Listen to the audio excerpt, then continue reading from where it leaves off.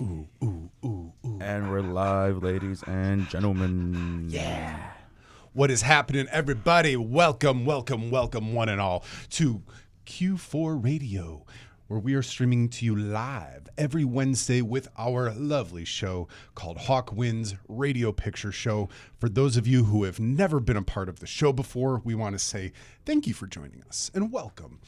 Chicago is a really awesome place for the arts, whether you're in music, film, television, comedy, puppetry, painting, whatever it may be.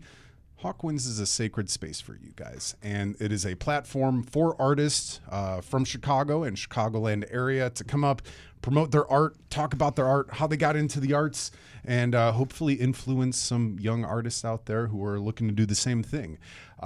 Again, thank you guys for joining us. If you know of anyone who might be interested in being a part of the show, please let us know. Send us an instant message. We'd love to have you on board.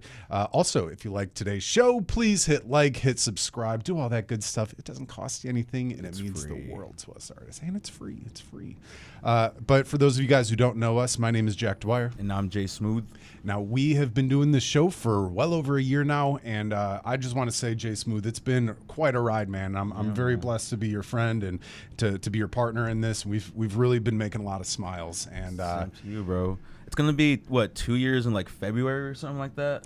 I think so. What's the long and the short answer? Because the long answer, we've been at it well before that, since 2020. Yeah. Short answer in this platform, yeah, I'd say about a year and a half to 2 years now. So no rest for the wicked, baby. A little rest. A little rest. A little bit.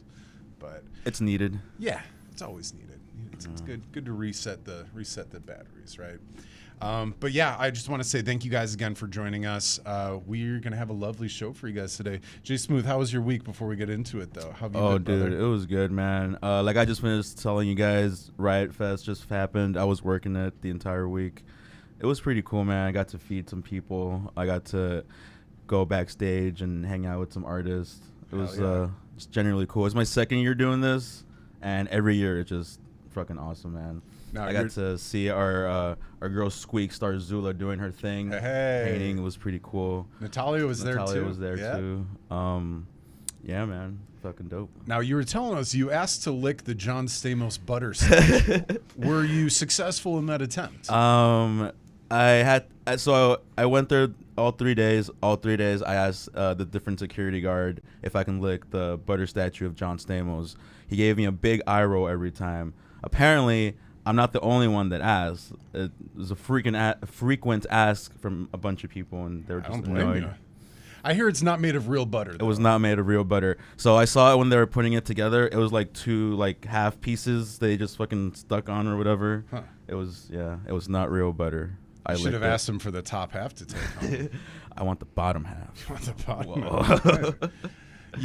You probably would have had less luck asking if you can lick John Stamos himself. Though worth the shot. You never know until you ask. Either or, whatever. Real John Stamos, butter John Stamos. I'll lick them both. What a legend. What a legend that man is. Well, that's awesome, brother. I'm glad you had a good time at the show and at the fest. Man, yeah. It's always good to get into those events and really network with people behind the stage, too. There's so many people that go to these to work these events and make them all happen. So that's what I tell a lot of people. Like, if you want to get into stuff like that, a good thing would be to try to work these festivals and network with the people that are actually putting it together.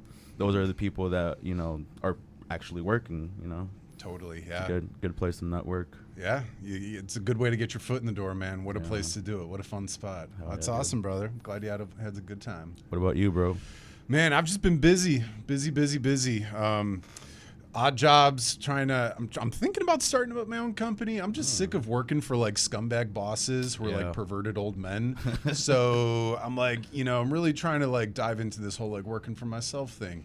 So we'll see how it goes. Other than that, not a whole lot in my world these days. Summer's come to an end, which I'm a little bummed about, but also kind of thrilled about because I fucking love fall. Like spooky season. My birthday's coming up. I like accessories. I like having extra pockets for shit. I like having zipper pockets for stuff. I'm excited for fall. It'll be a good time. Summer was banging. Don't get me wrong, but ready for a little change of season. Ready for the Hawk winds to start rolling in. Oh yeah. But no, brother, I'm excited to get back in the studio. We got a really awesome guest for you guys tonight. Speaking of being a part of festivals and concerts and media and music and film and all that jazz, we have a really great guest for you guys today. Again, he's a videographer. He does a lot of work with a lot of local radio stations throughout the city of Chicago. Everybody, please welcome to Hawkwind's Radio Picture Show, Giorgio Reyes. Hey, thanks, guys. What's up, dude? Appreciate it. And congrats on almost 2 years. That's awesome. Thanks, Yeah. man. Yeah. Appreciate it. I don't think I've done anything for that long, so that's really good. Well, you've been alive for more than 2 years, so you've been breathing for more than 2 years. Yeah, some people say, yeah, but dead inside, but whatever. Lately, it's more like holding our breath. That's right. Yeah. Well, Giorgio, for those who have never heard of you, tell us a little bit about yourself and what do you do? Yeah. So my name's Giorgio. I go by G at the radio station. Like you said, I'm a videographer at Q101. Been doing that for about 12 years now. Seems like forever. Got my start at the Illinois Center for Broadcasting, which I don't believe is around anymore. And I went into an internship with Q101 in the Loop at the time. And that's how I got my start as a promotions assistant. Did that for about 2 years, and this, more video was happening for the radio side, which I know sounds weird. You think video doesn't really mix up, but in this day and age, it's all the same. Sure does. So I decided just to, start filming some concerts and whatnot, and just making some, reels and recaps and things like that. And that just got some attention. So, clients needed videos to show what they were doing at certain concerts. I was there with my camera, started editing, and then, 12 years later, I'm here. Nice. Yeah. Now, you've been in the radio game for quite some time, and it's interesting that you said you don't always think about radio and video mixing. There's, the song "Video Killed the Radio," Which star. I love that you put that on that Yeah. reel. I thought you might get a kick. Oh, perfect. Now, how have you seen radio make this shift? Because right now we're living in the tech era. We're living in the world of social media. What is the shift that you've seen from radio trying to keep up with this? Yeah, so I've noticed it's more the personalities that are on the radio that are really making an impact with this. So when I was growing up, you would hear these people, but you wouldn't put the face to the voice. You would go to an event, and that's when you'd see the person. You're like, oh my God, that's so and so. So they just, it used to be just on air, right? So anything you say on air, everyone was listening. But then, people started a little bit tuning out. And then, Facebook, Instagram, it started with MySpace. And if you don't know what MySpace is, look that up. People started recognizing the personalities, so they wanted more from them. Rather than just get breaks from them, they wanted to see behind the scenes. And I think that blew up, right? So like K-Rock, they started doing more video stuff, kind of setting a trend. And then I know when I was interning, there was still video. There's still a video guy for like live performances and things like that in studio, but that has increased more. So I see it as if you don't even have video components to your radio show, you're kind of lost, So it's a lot now. They expect video from you every day. They expect content from you every hour. It's ridiculous. Yeah. Yeah. I mean, it's definitely something that's been a huge shift. I think a lot of people know that it's been a shift, but don't necessarily see it firsthand like you have to see the video element really kind of get the wheels rolling. And I love what my apologies, Q101. I love what Q101 is doing with all the private shows and everything they're doing at the lounge. Are you affiliated with that and filming the lounge? I am, yeah. So when we first had the lounge, I think that was back in 2017, I want to say. Could be 16. We moved into the studio now at NBC Tower. We have this space called the Lounge. You could check it out on Q101's YouTube page. We used to just have cameras in the studio on the walls, and that's where I would maneuver those and get the video for all those concerts. So we kind of transitioned into more a more live look rather than like a webcast look. So we've gotten people to come in and actually film it, me being one of them. And then me and my guy Zach, we are the ones that edit, capture video, and then put them on YouTube. Cool. Yeah. Now you guys got a lot of really big bands that come through this lounge. We do, yeah. Tell us, what was maybe your favorite performance you've got to work? Favorite performance, God, it's hard to like pick the exact one because there's been like so many people that have come through. The coolest one I would say was the band Ghost. Oh yeah. Yeah. So this was like, I was familiar with them, not too much familiar, but I was like, oh shit, like Ghost is gonna be in the studio. That's crazy. And this is at the time, I forget which Papa it was, but they would all be masked up and you wouldn't see them. And I got to see them out of their masks in the green room. And I was like, I don't think I'm supposed to see this. This is wild. And they performed and they wanted all the lights dark. So they didn't want enough light to hit them. They didn't want spotlights. So we did that, and it was the coolest performance. It was the hardest to film. I mean, it's like total pitch black. And if you could check it out on YouTube, if you watch the performance, it's pretty dark, but it was probably the coolest thing that we've done. But I mean, like Smashing Pumpkins has been through, Rise Against. We just had Alkaline Trio during Riot Fest. Oh, yeah. That was cool.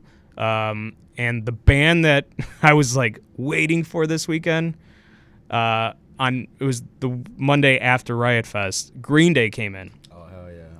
But they're setting up, they're getting all their gear up, the people are tuning and the drum set is all there, and we find out that Billy Joe can't sing. Oh. Like his throat was gone. Like he had no voice. And so he just couldn't do it. And so that's like the White Buffalo, right? That was the one that got away. It was like, oh no, we had him. They were going pretty hard during Riot Fest, man. I remember being in that crowd. Holy shit, dude. And we were talking to the technician, and the technician's like, dude, I don't know how he's gonna sing. And we're like, why? And he's like, his voice was like just destroyed after that set. And I stayed to see it too, and I was like, oh, this is gonna be so cool in a smaller venue. And yeah, but they did end up coming in doing a Q&A, which like, having a Q&A instead of a performance is like, oh man, I wish I had that. But no, they were super cool. They were game to do anything. Like great people. So yeah, that was something that was really cool to experience. The Great White Buffalo. The Great White Buffalo. Now, for the folks who have never really heard of the lounge or experiencing an intimate setting like that, tell them a little bit about the importance of it. Why is it so cool to have this intimate setting with some of the largest bands that are touring today? Yeah, so I've seen it with fans that are coming into the lounge. They don't know what they're expecting. It's almost like this. This place is awesome, by the way. Like the stage, you said you had 12 people on this stage. That's insane. Oh, yeah. But it's so intimate. You're sitting like 3 feet away from your favorite person, and they're singing a version of the song that you can't really hear anywhere else besides the lounge. It's just a really cool experience. And our jocks that we have, they really care about what they're asking. It's not just the same question over and over. It's just like they're really into getting to know these artists. The artists are really into getting to know all the fans that are around, and you get like a meet and greet afterwards. It's just something that you can't really get anywhere else, and it's free. Like you win in. You don't pay for anything. So I think that's just like really special to have, especially in this radio business. Mm-hmm. Now, the free tickets that you mentioned, you got to listen in, you got to text the code word and all that That's to right. get it. I've been trying to get the golden ticket for years now. Years. Have you talked to any of these people who have gotten the golden ticket and, what their experience is to see all of these shows? It's so good to hear that, like, the name, the golden ticket, because even like that, I'm like, oh, you know exactly what we're doing. Loyal fan. Yeah, thank you. Yeah, no, I get to we get to talk to them every once in a while, and they'll come into the lounge whenever they see someone they really enjoy. And sometimes they come in for someone they haven't heard of before, and they're just like, I have the afternoon off, I'm just gonna chill out. And the shows that they get to go to for a whole year, I mean, for free, it's the amount of money they would have spent is insane to me. And like, this is, I'm kind of jaded when it comes to shows. I get to go to like shows sometimes for free. There's, big ones I probably have to like get my own ticket, but I forget I just forget how much that means to people, and just to be a part of it, it's cool. Like, we have the last golden ticket winner, she showed us all the pictures that she like took, and it's just incredible. Like, we were able to do that for someone, and they'll never forget that, that's what you want, right? A loyal listener like that. So Yeah. It's such a cool idea. Again, just to have that intimate venue. It's a small crowd. You get to hear acoustic songs you might never hear anywhere else performed like that. Yeah, you get to hear acoustic. You get to hear plugged in stuff. When it's funny, like when we're getting set up for the lounge, we're like, all right, checking the white balance. We get the sound good to go, and then we hear it's like fully plugged in. We're like, oh shit, it's gonna shake these walls. Yeah. We had 311 come in. And they were just like, you know what? Let's just plug it in. They plugged everything in, and like the walls literally shook. We had security ask, like, is everything okay up there? And we're on the 6th floor. And yeah, it was just like, when can we do this? And where can we do this ever besides the lounge? It's awesome. It's killer, man. Yeah. Now, you also work a lot with all the DJs throughout the radio station. I do, yeah. Do you have any personal favorite DJs or any fun stories of mingling with those personalities? Oh my God, it's like choosing your favorite kid. And when I say that, I mean it's easy. It's no. They all have their own unique, cool, just interesting perspective on how to do stuff. And you work to their strengths, right? You never want to make them look like a fool. But our mutual friend Kevin, Shout out Kevin Cullum. Kevin Cullum. We have so much fun just even like coming up with ideas to do stuff. And they could be the stupidest ideas, but I'm just always game to do something with him. We have Lauren O'Neill. Shout out Lauren O'Neill. She's amazing. She gets it. Like all the jocks get it, right? Mm-hmm. But she's game to do anything. She has a series on our YouTube page, First Listen, where she reacts to like the first time hearing something. So we'll get new music coming in, and she'll react to it live. And it's just been so cool to like just be in that room and you're listening to a song before it's on air, which is just huge. And that kind of exclusive stuff that we get to do is just pretty awesome. Like there's a bunch of stuff that we get to do that we're like, how? Why? And it's really awesome. The whole Q101 organization, they're so loyal to their fans, always going out to shows. Twisted Christmas, you can go and actually meet these DJs like in person. Oh yeah. I know I have a lot of really fun stories of meeting a lot of these guys. I know a lot of the listeners probably do too, but I was hoping maybe you can talk about the importance of showing up at these shows, showing up in the community and being a part of the music scene. Yeah. All these people have this relationship with these jocks. You're driving home from work, you're driving into school, you're listening to these people like they're talking to you throughout the day, right? And for them to come out, they know your name, it's really rewarding for the listener to talk to them in real time. Just even like a small interaction just changes their world. It's incredible. And these jocks really care about it too. They're on the text lines. Like, you get those texts from Q101.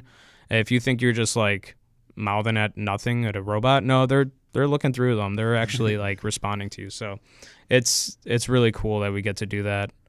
We, meaning them. No one meets me. They don't want to.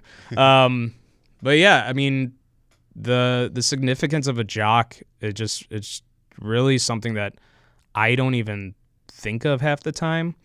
It's more like, oh, I got to get this, I got to get the band that's on stage, but it's those interactions that, really matter to the radio station. Mm-hmm. Kind of what makes Q101 so. Totally, yeah. It's funny that you say that it's actually them behind the text lines, because I'll like get a text back and it's like, thanks for tuning in, Lauren. I'm like, is that really Lauren? You get the bounce back, right? You get the initial bounce back, but if you wait a while, they'll be like, they'll type and say what's up. Okay, so just don't send stupid stuff. Don't, of course, you know what I mean. Respect your DJs. Respect everybody. them. Respect Yeah, the DJs. we don't need that picture. Right? I had a funny interaction with Lauren from Q101. It was for the it was changing from Nights We Stole Christmas to Twisted Christmas. Yes, yeah. And I had texted in. She said the code word was syrup to Q101. So I texted in. Like maybe an hour later, they're like, congratulations, you won tickets for texting syrup. So I showed up to Twisted Christmas dressed up as, or I didn't show up, but I gave my tickets to a good friend of ours. His name is Spotlight Sparkles. He's Santa's rock and roll roadie. He showed up at the show. He got stopped and frisked at security. They almost confiscated his candy, his weed pen, and his spiky wristband. But he did not get a bottle of maple syrup confiscated that he stuck in his back pocket, which he later brought to Lauren O'Neill, and is a little thank you to say thank you for the tickets. Oh my God, I think we have that in the studio. I'm not even kidding. It's organic maple syrup. Yeah. Yeah. Oh my God. That was from our friend Spotlight Sparkles. Shout out, Thank Spotlight. you, Spotlight. That's awesome. Came all the way from the North Pole. Took a little time out of his busy schedule. Wow. But, he's a loyal one. That's awesome. Holy cow. He's also Snoop Dogg's smoking buddy. That is true. That is true. Snoop Dogg's smoking buddy? Yeah. How? They just smoke weed together. What the fuck? You know how elves are like really good at wrapping presents? Oh, yeah. This Yeah. guy, he can wrap a blunt like real quick. So. Oh, is he his assistant? He spends like $6,000 on his assistant. Present wrapper. Yeah. What? Yeah. That is awesome. Hey, it hurt. It really helps to know some people in high power like Santa Claus. That is true. Yeah. Now, what other events have you taped video-wise? I know you go to a lot of shows, and tell us a little bit more about your experience filming these concerts. Yeah, so we do pop-up shows, which is free shows that we usually do at Cubby Bear. I'm usually there for most of them, and we have one coming up at 115 Bourbon Street. Shout out, Southside. Southside. I used to work at that place. It's a Did good you? spot. Yeah, yeah. No kidding. I love that. How was it? I loved it. It was so cool. I used to work security there, so I got to see like all the cover bands that would come through. Oh. I even hosted comedy shows out there. Oh, no kidding. That's awesome. Yeah. I had to do 5 minutes of stand-up at a company party in order to be able to do the shows. And then boy band Kenny, name drop, shout out Kenny Bratch. He gave me the thumbs up to start doing comedy shows there. Yeah, 115 Bourbon Street, really near and dear to my heart. Kenny's the guy with the star tattoos? Yeah, yeah. He was on Bachelor in Paradise. And then he was on, do you know the show The Floor? I don't think so. Oh, The Floor is so good. Is that where they like rat people out to their left and right? It's like 100 people on a floor. It's 100. Yeah, it's 100 people on the floor, and then you have categories that you go back and forth, and in the amount of time you get a section of the floor, so you keep going there. And I saw him on that show. Yeah. And I tell my fiance, I go, that's the guy from Bourbon Street. Like, I know exactly. He's got those star tattoos. I know who that is. That's That awesome. handsome devil. Oh, yeah. Oh, he's a beautiful man. Oh, I'm gorgeous. Shout out, Gorgeous. Kenny. It's like 7 feet tall. Yeah. What's not to like about it? But yeah, we get so the All Time Low is coming in November to do a free show at 115 Bourbon Street. Nice. I'll definitely be there to film that. So yeah, we go just everywhere to do that. And then it's the festivals. So the festivals really break up the calendar. You have Lollapalooza in the summer, which the older I get, the more I don't know why I'm there. It's just so hard. My feet hurt. It's just, I'll see some of the bands, but we get to do interviews backstage though, which is awesome. Like I wouldn't trade that for the world. So we get to do Lollapalooza. We just did Riot Fest. Still going through content from that. There's just a lot we get out of that. And then we get our picnic, our summer show picnic, which took the place of Jamboree when we were a different station. So we get to do that. That's at Taste of Randolph now. And then we have ending the year. It's Twisted at the Aragon Ballroom. It's a fun time. Yeah, Twisted is such a fun. What is it? 4 nights of music from Thursday to Sunday. This year it's 4 nights. It is Tuesday to Friday. Tuesday to Friday. This time, yeah. Cool. Yeah. Do you know the lineup? I do know the lineup. Actually, I could pull it up. We announced it Monday, so I'm not saying anything out of bounds. We announced it. I'm sorry. The exclusive is not there, but yeah, This is not breaking news. we have Tuesday. It's AJR, Wet Leg, and Out in Front. Wednesday is Cake, which I was like, how did we get that? Some of these bands, like whenever you hear them, and we hear them in meetings, we're like, oh my God, how did we land that? And opening for Cake, Miles Smith, new artist, really good. We've been playing him a lot. Thursday, we got Third Eye Blind with Yellow Card, and this band Paradox. The Paradox. They just played Riot Fest, and they are so good. Is that punk band? I highly recommend them. Yeah. Yeah, they're dope. I think they have a single "Leave My Room," which I've heard it for the first time, and I was like, oh, that's punk. That's really good. Yeah. So they're gonna be opening that night, and then for Friday we have Sublime. Hell yeah. Soul Coughing, and then One for the Ditch with Dermot Mulroney, which he came. Dermot Mulroney was there last year. Opened for I forget who they opened one of the nights because the band Bad Flower couldn't make it. Again, the guy's throat just gave out. Damn. We don't have a good track record with these these musicians with their throats. But he opened up just randomly. We just gave him a call, and Dermot Mulroney was just game to go, and they played. Wow. Those 4 nights are going to be really, really cool. And the Aragon is such a cool historic building. I love the Aragon. It's such a cool building. Yeah. I really hope it sticks around for many more years to come. That was kind of scary when the alleyway, the brick was like kind of bowing out. Oh, yeah. But man, if you've ever been in a show there, folks, you would know that it'll vibrate the entire building. Yeah. Plus the train is right next to us. That doesn't They just help. opened that Lawrence stop too, so that's going to be huge for these shows. The Aragon is one of my favorites. I was lucky enough. Have you ever heard of the basement of the Aragon? Mm-mm. So there's this guy that I think lives there. Let's say his name is Brian. Phantom of the Aragon. It's the Phantom of the Aragon. Oh yeah. I'm not even kidding. We were told there's the basement. There's tunnels. There's a tunnel to Green Mill. There's all these tunnels around there that go to different theaters that were throughout there, and it was probably Capone or whatever.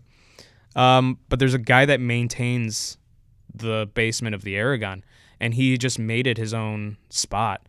So he has this giant gong, and it's just signed by people you don't. It's ridiculous who signed it. We saw David Bowie's signature. Wow. Right underneath is AC/DC. What? Yeah. I was like, when did that happen? But this guy just has it in his basement. Wow. There's a train track that goes around. There's all these like little knickknacks everywhere. Sure. I have some pictures, not a lot of pictures, and I'm kicking myself because now we're not allowed anymore down there. But I swear there is a guy in the basement of the Aragon. If you find yourself down there, go. Yeah, that sounds sweet, man. Yeah. That would be fun just to live in a unique spot like that, like in the city of Chicago, like live under a venue or above, certain place. I'd be so weirded out though, Yeah, with like, all those people coming in your home. Yeah, they're just like stepping in, Right. It just doesn't seem fun, but he made it work. He's the Phantom. He's the Phantom, right? The Phantom.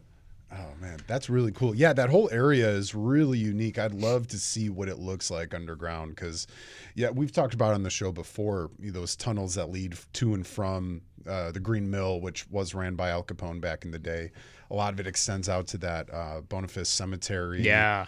Was it Bridgeview Bank across the street? There's a ton of tunnels that go under there. Yeah. So I don't think the Phantom might be working alone. It might be a whole tunnel of people. There's not just one guy. Maybe. I don't know. I'm not speculating, but there is a man inside the bean. It's the mole people. Could be the mole. There is a man in the bean. Can we talk about the man in the bean? Please. I don't feel like that this guy's getting enough credit right now. There's not enough people talking about it, and there needs to be. There needs to be. This is a call for action right now, folks. There is a man inside the bean. Anish Kapoor, let him out. We will not rest until the man inside the bean is out and free. I don't know, man. The bean looks kind of comfortable. I'd like to be in there for a couple months. Can you imagine that, though? It's a two-way mirror, so all these people look into you, but they don't see you. Can you imagine just feeling like an invisible person your entire life because you're the man trapped inside the bean? Oh, I don't have to imagine. I know what that feels like. Oh. Let me give you a hug. Yeah, he needs a hug. Oh. What if that's the art exhibit, though? That's what it is. It's been a guy in there the whole time. It is. It is. That's all what it all is about. And he just hatches? Well, I think he was put in there as a young child, and then he just grew up throughout the years in there. Is that his name? Anish Kapoor is the artist who created it. Oh. Yeah. I'm dumb. I was a tour guid for Chicago. Oh, there we go. So yeah. I never knew about the man inside the bean. I wish I had known before because I would have told everyone on the tour bus. That would have been awesome. Free the man. Free the man inside the bean. We shall not rest. Oh, man. Chicago's got a lot of funny lure about that. Random stuff like that, too. It does. It's one of the reasons why this city is just so fun to be in, and just, there's always a story, right? Every corner has a story. Every little, section of the city has a story. Some of them are ridiculous. Others are just like, that didn't happen, and sure enough, it did. Sure did. Man in the bean. Mm-hmm. Prime example. What about Mothman? Do you guys ever report on Mothman? Because there have been many sightings of Mothman around the Chicagoland area, downtown, as well as a lot of the airports around here. Really? Mothman in downtown Chicago? Mothman downtown, yeah. Whoa, I thought that was like an East Coast thing. I think it was originally Pennsylvania. That had it. Well, at least that's where they have like the statue and everything. Yeah. But Mothman sightings travel all throughout the Midwest. Oh, because he could fly. Because he can fly. But people don't know if it's a big owl, if it's Batman, if it's Mothman. Thunderbirds. If it's Thunderbirds. Bad things. Those are cool. If it's the eagle from the insurance commercials. Oh, Eagle Man? Eagle Man. Look at those low rates. We just don't know. I don't know if we'll ever know. Can you imagine if it's Eagle Man this whole time? I really hope it's Eagle Man. That'd be epic. What a legend, Eagle Man. Those types of stuff too. Like, you tell me Eagle Man, I know exactly who you're talking about. Moon Oink. Do you know Moon Oink? Moon Oink. Yeah. Yes. Those stuff about like Chicago, that it's only primarily Chicago that would know that, or like areas outside of Chicago. I love that.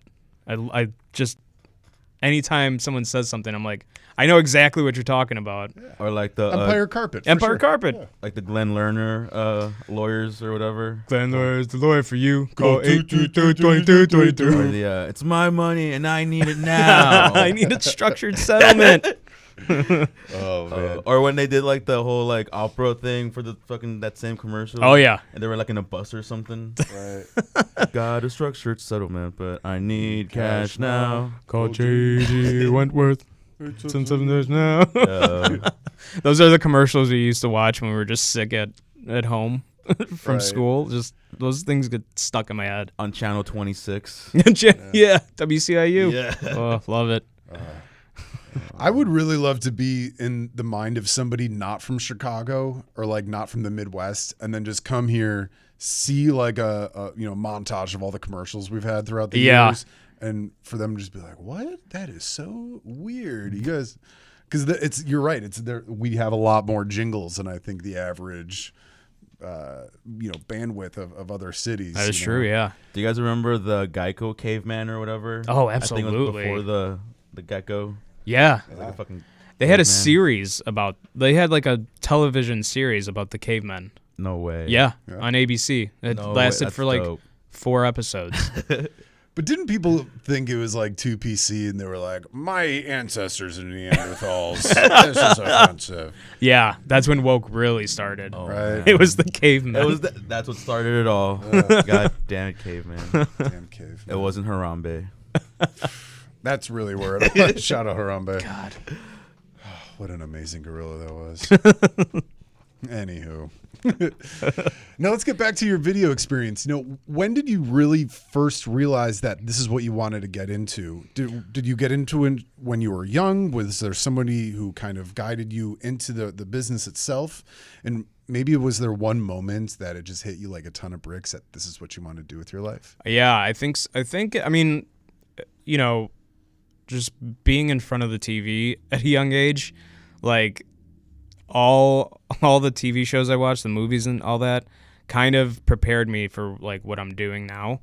But it wasn't until high school when I had a TV productions class that I was just like, oh, I can like actually do this. What I'm thinking I can actually make and then show people and get some kind of reaction out of them, whether it's like this sucks or this is like pretty funny. And I remember my TV productions teacher, Mr. Hennessy. He was the one who was like, just do it. Like, what's the harm in doing it? Just do it. And I needed an elective class, so I took TV productions. I was probably a sophomore at the time, and immediately got into advanced TV productions. So at that time, I was just doing my own projects rather than the curriculum. And he was like, dude, you got it. Just like keep doing this, you're go to school for this. Like you're going to have to go to school, outside of high school. Just like keep doing this. And at the time, I'm just like, there's no, I can't do it for a living, right? Like that's impossible. But he really pushed me into like, you're good. Please do it. Like you see these kids I'm dealing with, like they can't do it. So yeah, we would do music videos.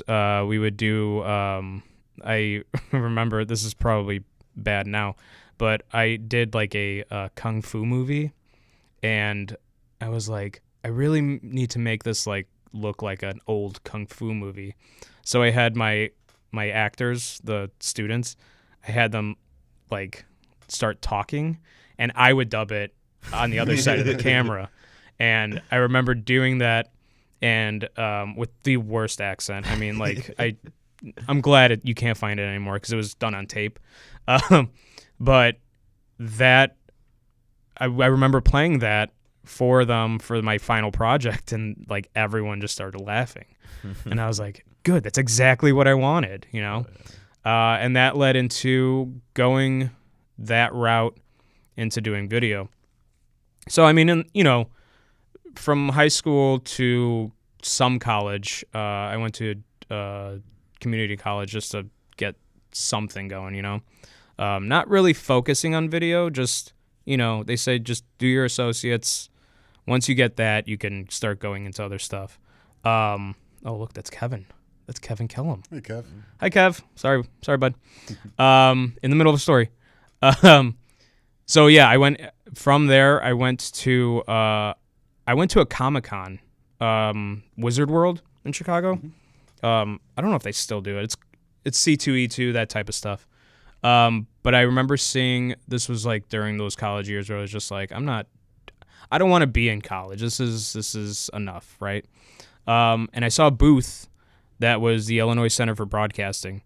And I remember just like, oh, broadcasting. There you go. I can start just doing that, right?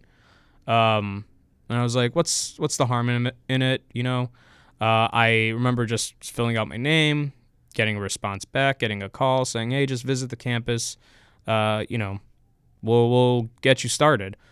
I remember doing that. This is now like 2009, 2010. And I just did it, right? So Illinois Center for Broadcasting, the curriculum was radio, TV productions, advanced radio, and then advanced TV productions. So you do that for 14 months. You get a degree. You have to do an internship. And then from when I was doing those classes, I realized the people teaching that school didn't really know what they were doing. So like we were all learning at the same time. And I was like, okay, cool. I'm in this mindset of, is this really for me? Am I doing the right thing? And it's just those teachers that were just like, dude, you're good. Like, just keep doing it. You have to, you have to be at school, which was the hardest part. But just keep doing this. You're good. Don't let this like imposter syndrome fool you. Like, keep at it. So I kept at it, did my internship with Q101, and that was the first internship I actually applied for. Nice. First and only. I was like, you needed to apply for like, let's say 20, and they were like, you're going to apply for 20, but you're going to get probably 3 callbacks.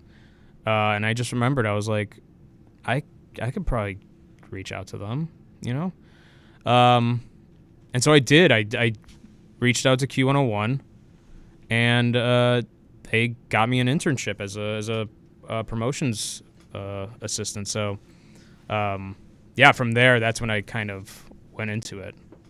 Yeah. I think Kevin's here. Oh, yes! Kevin's here. So we're going to let Kevin in, folks. My buddy. Sorry, Kev. I know you called. I know you called twice. Sorry, Kev. Let's check in with everyone here. Let's see if anyone's on this chat. Cool. I just want to make sure I'm doing this right. Without Jay Smooth here, I might be a lost puppy. I don't know. Here we go. That's cool, man. What was your first experience like walking into Q101 for the first time? It was, like you walk into a radio station and it's kind of what you expected, right? So like I walk in, there's a front desk, I was like, I'm here for the internship. I remember just being like, just sweating and just like, oh, I need to be early for this. I need to make a good impression. The pressure's on. And then you see the big like Q101 logo. You see at the time it was the Loop, RIP. And you just see those iconic logos and you're like, damn. You're like, I'm here. I'm doing it. And then at the time it was at the Merchandise Mart, which was so cool. Like having a studio there. I wish it was still there. That's a sweet building. It's so good. Oh man. And the train goes right there, so like you don't have to worry about anything. So yeah, just going into that, watching the jocks actually like be on the microphone and seeing the on-air signs, it's very intimidating. But yeah, it was the coolest experience. And I remember leaving there feeling really good about it. And getting the, when can you start? This seems great. And I was like, I thought you have to wait for this, like you have to struggle a little bit. And for me, it was just like, they liked it. They liked what I was doing. You know, I came off okay, I guess. And from there, it was just like making sure I did what I had to do to stay there. And that was at the time working for free. A lot of internships now, they're paid, which, believe me, people should get paid for it. But back then it was just like, no, you're gonna work for being here. You're gonna work for it. So yeah, it was a great experience. I'm so glad I did it too and stuck with it. It just made a world of difference. Yeah, I think Kevin's lost here. Kevin, baby, I got you on speaker. What's happening? Are you at the Hawkwinds podcast? We sure are. I'm outside. Oh, we'll let you in. You're out on the front door? Yeah. Cool. We'll be right down. Sorry, we're in the middle. You guys are 26, 43, or 42? I don't know if I could say it on Yeah, I don't radio. think you're gonna. Let me. Just go on down. Just go on down. We got you, brother. He's doxing us right in the freaking. It's all right. Kevin's Yeah. good people. He's good people. He's Kevin's good people. I'm excited to see him. I haven't seen him in quite a bit. Really? Yeah, it's been a little while. Oh, it's been like 6 hours since I've seen him. He's a good dude to hang out with for days on end. That's for sure. I'm glad he's coming too, because we just got done filming his comedy special, his first comedy special, and oh my god, this was my first time doing a comedy special, and it was so cool to experience him actually doing it. Been seeing him do stand-up for years, so like for him to be at Lincoln Hall doing that, well, it's just such a good feeling. Hell yeah. I can't wait to have that out and available wherever it's going to be. We'll ask him. Yeah, no, he's a good dude. I'm excited. I'm really excited, especially getting you guys in here together. I think will be fun too to kind of dip into everything. He's my fellow fart knocker. Fart knocker, what does that entail? That's just our tag team name. I mean, we're just the fart knockers. Hey, what you guys do on the weekend is your business, none of mine. Oh man. He's also probably at the wrong spot. Yeah, that's what I'm thinking too. We'll see. No worries. We're in the right spot, man. You got any concerts you're looking forward to coming up anytime soon? Oh man, it's so hard to keep track with like what's going on with all these concerts. There's besides Twisted, which I'm really looking forward to. I don't have anything in the books just yet, which is very rare, and I'm kind of glad. But yeah, concerts will just pop up, and he made it. What up, Kev? What's up? Everybody, please welcome to Hawkwinds Radio Picture Show, Mr. Kevin Kellum. How we doing? How are we? Good to see you, brother. Baby, how are you? You need me to move this back? Yeah, I can move it over. Let me get in the shot with him. I'll just shoot it like right over. How about we your just use shoulder. the same mic? The same one. Kev, I was just talking about your comedy special. Oh, wonderful. If it's talked about, that must be a good thing. Oh yeah. Hey, Kev, can I just turn this a little bit your way? Yeah? Yeah, we're good. We're good, baby. Terrific. Good to see you, pal. What's Q4 happening? radio down the dial, huh? Yeah, man. This is nice. Making it happen. Yeah, how about it, man? Good to see you, brother. Congrats on the special, man. Thank you. Some good people worked on it. Yeah, so that helps. Yeah. Yeah. We filmed it at Lincoln Hall, August 9th. Windy City Comedy Festival put it out. I think it'll be about 45 minutes, like an hour in there. Oh, yeah. So we'll put it out probably. We'll see. We'll see in the next few weeks. We're gonna put it out. It'll be out within the next 4 to 5 months, I think. This isn't something where you're not gonna see it for like a year. But once I start rolling out clips, that's the thing. You have to fight this like. Algorithm? Yeah. Yeah. Algorithm just sounds like such a little word for what the problem is. For what we're trying to do, yeah. You know what I mean? Like, you remember like Facebook like 10 years ago when you would like do like a private event or like even like a little party. You do like a little party or something and it would say like, oh, 10 people are coming. And you'd be like, all right, I'm either getting 8 or like 15 people. Yeah. You would have that means nothing now. Like, that means absolutely nothing. And like, I'm not saying like we're bound like telling these tech billionaires what to do. But there is a sense of like, can you not change like the waves every 5 seconds? This shouldn't work like the ocean. It shouldn't be a weather system because someone at a lever of power says, "Oh, we're losing too much money, not making them pay $5 to reach 4 more people that they reached when they like." You know what I mean? Like you would post something on Facebook and like 1,000 people would see it 10 years ago. Yeah. Now they want you to pay for you to reach 300 people. Yeah. Pay to play, right? Pay to play. Sorry, Mark Zuckerberg. Mark Zuckerberg. I know you're listening. I know you're listening, and I'm taking you down. Yeah. You know, and it's got to be really shitty. It's especially as a comedian these days to see so many people on social media, see them on TikTok, Instagram, all this, and they're making like really shitty content, but like millions. But then of there's other views. people making like really brilliant stuff. And And then you're no one like, sees I would it. never ever see this type of stuff if I didn't see it because I like this one other thing and the algorithm tells you this other thing and like, oh, this guy who breaks down music videos and the cinematography behind that. I don't think I would find that. You know what I mean? There's some comedians I wouldn't find normally in my own town and stuff like. So there's like all the natural great things about social that we knew when we were in college are all still there, but then there's just so much more crap like or like that you have to do it at this way now where it isn't natural, like there some of it just feels like we're supposed to be so connected but it's disconnecting. What are you talking about? The Costco guys have it made. They know what they're doing. They're making good quality content. They're getting the views. The Costco guys? The Costco guys, yeah. What happens when the Costco kids become like teens? Oh, I cannot wait for that kid to crack. teens. Just They're like monsters. There's gonna be a shutdown period where they're like, all right, we've made enough, we're just gonna go away. And then he's gonna have to like Logan Paul it and do something awful and then disappear. I'm waiting for the kid to like start his booms, and then his voice just cracks. Like boom, boom, boom. We bring the boom. Oh no, Dad, I'm sorry.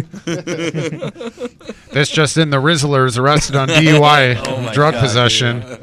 He's doing the mugshot. He's doing the mugshot. The mugshot. But he lost all the weight because of the drugs. Sideways. So he doesn't have the second chin. He doesn't have the second chin anymore. Oh God, no. Sorry, Riz. He has to do the hand like Riz face to cover up his bad Tattoo? neck tattoo. Just says Riz. Riz. Call me Riz now. Yeah. Oh man, that'd be ridiculous. We've met a lot of weird people working together. Giorgio and I worked together in radio for a long time. We've met a lot of weird people like that. Yeah. Come up to you and like pitch you an idea, and you're like, I'm the guy who hands out T-shirts. Yeah. There's a lot of people think if you work in radio that you have just an immediate like opportunity for them. But I'm a carny too, so who am I to talk? Exactly, you are. You know, I've had a long conversation with a circus clown, just being like, "Saw you do it." And there's a general appreciation that when you meet like another creative person. So I get some of it too. We had a guy.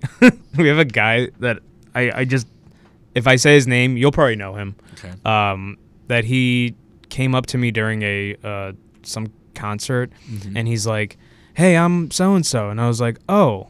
Like, am I supposed to know who you are? And he goes, "Yeah, I've been on Man Cow." And I'm like, Oh, but what? he's one of like the cavalcade of just weird side yeah. characters. And do you remember Canhead? Oh, Canhead. Canhead. Oh. I used to You see know Canhead? Yeah, Oh, of course you know yeah, Canhead. 115 Bourbon Street. He's Of a local course. there. Oh, come on, Yeah. dude. Canhead. I got a lot of photos of Canhead. Dude, Canhead has photos with you even if you don't want photos with Canhead. that is true, yeah. All right? Canhead's got photos with all my ex-girlfriends, too. He's Mr. Steal Your Girl. With cans on his You're an head? industry guy, though, too. So you're like a bar industry. Canhead strikes me as a guy who would go to bars that, like, open or, like, have, like, the promo night or something where he had, like, jerseys that said Canhead Yes. on them. Yeah. Let's tell everybody who's not familiar with Canhead. Oh, yes. Who is Canhead? What is Canhead all about? Canhead is a large man, a large Midwestern bald man. Now he's bald on account of you need to see his head, and then he puts a can on it. That's it. Well, But the he's amazing, many cans. but the many amazing thing cans. is like the cans like stick to his head. He's got I wouldn't call it a disorder. He has a condition. Ability. Where his pores suck in air. Rather than like breathe, they suck in. So he could put anything on his head and it stays. Except hair. He needs the pores to breathe. Or the touch of a woman. Sorry, Canhead. Sorry, Canhead. Canhead might fuck. We don't know. That's pretty Hey, impressive. think about that skill. The can stay There's on. things that can be done that we're not thinking about with that skill set. You know what I mean? The man has certain power. We all think, what would Superman do if he could make love to Superman? You're not making love. You know, Superman go. Fucking. I didn't know what language I could get away with. All right, I'm not used to that. I'm not used to being like a proper radio studio and just dropping F-bombs and stuff. Yeah, we're on effing YouTube, so you can get away with a little more. You got mic flags. You're good. We're not on YouTube Kids. I can tell you that. At this point. Not Wait, made this for isn't children. popping up next to a Coco Lemon video. Definitely not. Might. I don't know. We Is don't it know. Coco We don't Melon know. or Coco Lemon? Melon. Melon? I don't have children. Lululemon is what you're thinking. You're Oh, thinking whatever. Lulu, yeah. Doesn't matter. This is Same come on. thing. No, I'm not. No. Who knows? The algorithm might put us next to it. Who knows? Yes. Just I'm 'cause you going to said adopt it. a dog and not have a child. That's the closest I'm going to raising something in this world. A dog that looks at me and says, "You're doing the Coco Melon thing again." That Come on, poor Dan. dog. You know. It was between me and a Labubu. You chose wrong. Fucking Labubus. Why is that a thing now, Labubus? I don't They're know. hard to get, bro. It's Beanie Babies. Yeah. Yeah, true. You Yeah, ever seen the Beanie Baby documentary? I have not. It's a great doc. I want to talk about like Midwest. It was a Chicago suburban like thing that started. Oh yeah. And then it became like a thing. And then it was like the same it's weird. This cul-de-sac of ladies are the ladies that got Beanie Babies going. And then they turned it into the thing. And then one of them was like running a magazine or something that was like making tons of money. And they were putting up videos and they were all going on like TV. And then like, we're not friends anymore. You know, like they had to do that. Beanie Baby drama. Beanie Baby drama, yes. Sheesh. Yeah, just driving up the prices. You know, I have an uncle who works in like resale and antiques and stuff, and that's how he made a lot of money back in the day. But then he just kind of said one day it just kind of just took just shot to the ground. But with anything, it's supply and demand. If you increase that demand was that about before it, your time or after your time? define my time. Beanie Babies. Was that before like your youth? I was born 91, so yeah. So I mean, you're they hitting were the pocket around, right there. right? So I saw the Princess Diana Beanie Baby. Yeah. Okay, That's so right. the Princess Diana BBs, like that lines up with her dying, right, or something? I think so. Yeah, she died. it's the purple one with the heart. or whatever. So, I'm in high school. We had a half day. We had the boys soccer team, but we didn't have class until like 3 p.m. So there's this 4-hour window, and it's your freshman year. So you're like meeting some people, and they're like, "Oh, let's just go to lunch." And now you're suddenly like spending like time with these people suddenly out of school that you just met like 2 months ago. So you're like, "Yeah, sure," and like you just but you're teenage boys. So you're gonna say mean, aggressive things to each other to like check each other, right? Of course. So people are saying just awful stuff, and we go to the hot dog place, and this one guy goes, I have to go back to my house and get cleats. So we go to this kid's house, and we're like, "Oh, this is just like a nice house. It's cool." And then in the room, you just hear this kid go. I'm not going to say his name. You hear this kid go, "She took Prance." She took Prance. Not the Colleen, reindeer. where's Prance? And we're like, Prance? Prance better be your cat or your dog. It better be. No, she took my beanie. And he stops, and then he just goes into the other room, and he starts like whisper yelling at his sister. And then his sister comes out, and we're like, "Where's Prance?" The kid's name was Prance. Oh, Oh no, we called him Prance. Now- we called him Prance, and I felt bad. I felt bad about that. Prance was the deer. Reindeer, Something. I'm assuming. It had to be Something. reindeer. So it's something with hoofs. So a hooven foot is involved. You don't Yeah. see many other animals prancing around these days. That is true. Not these days. Reindeer. Not these days. Man. Kevin, I did not Trump's expect. America. Yeah. We're stopping. We're gonna have bad joints. Jesus. Yeah. Make Eagle Beanie Babies great again. I bet he has like a knockoff Beanie Baby. Oh, for sure. Guaranteed. There was like bears. Remember there was a big bear thing. Oh, Trump bear. You could buy a Trump bear, which probably was had some device to record for the CIA in it. Yeah, fair. Yeah. I bet you Barron Trump's got a collection of Beanie Babies. Oh, Have you ever seen that clip of they were doing this is whatever the first time he ran? He was on maybe it was 60 Minutes or something. It's one of those expose shows, and they're like, oh, they're trying to film him as a normal guy. They were trying to humanize him the first time, and not let him be this Bond villain that he is, And so he's on there, and he's like, these are my grandkids. I have grandkids that run around my palatial estate in a tower. Don't knock over the gold doorknob or whatever. And so the kids are running out, and then Barron, I guess, is his probably now teenage son or something like that. How old is he? I think now? he's probably in his 20s. College, right? Yeah, he's college. Whatever this is, this is 10 years ago. So he's whatever. They walk around, and Barron just walks kind of out of focus on camera. And the other kids are running around, and I guess he's their uncle, which probably has to be really. If you're a 13 or 14-year-old uncle, you got to be really annoyed that you have you know what I mean, nephews and nieces that you can't call cousins. Right? Do you sit at the kids' table on Thanksgiving? Where are you in that stature? So, the kids are running around, and Trump's the kids running around. I'm like everybody else. There's grandkids that run around. But then Barron just says, they lack discipline. And he just looks off. He just looks off. He looks off in the distance, and it was just jarring. It was just jarring. I was like, tell your dad he lacks discipline. You know what I mean? He's the way he said it was so creepy. They lack discipline. And for him to look like Slender Man now too. Oh God, yeah. He's a creepy kid. Yeah, it's bad. Wasn't the Baron who liked his suitcase? I remember that was that video that went wild. Yeah, I was walking around, but it was Baron 7, 8 years old. He goes, I like my suitcase. Oh. The internet took it. And Trump's in the That's not background. But also, I feel bad. Kids- Me, just some dumbass in Chicago just sees him go, oh, look what you said. And also, they zoomed in on him when he said it. Do they hot mic this kid? What happened? It's ridiculous. They have one of those shotgun mics with the satellite. They lack discipline. God, that's just proof that kids they soak shit up like a sponge these days. They do. Yeah. Especially with a father like that, you probably hear some crazy shit. Ooh. Yeah. What do you think they know that they could pull the trigger on? I'm not saying anything that would cost him his current position, but there's some there's some real grapes in the vine that have been plucked on this guy, To put it lightly. I'm not saying the illegal stuff. I'm just saying you put it in a book and it's embarrassing stuff. Yeah. After he dies. How much stuff came out about Elvis, he died on a toilet. Elvis did this. After Elvis died, there was all this embarrassing stuff that came about Elvis, right?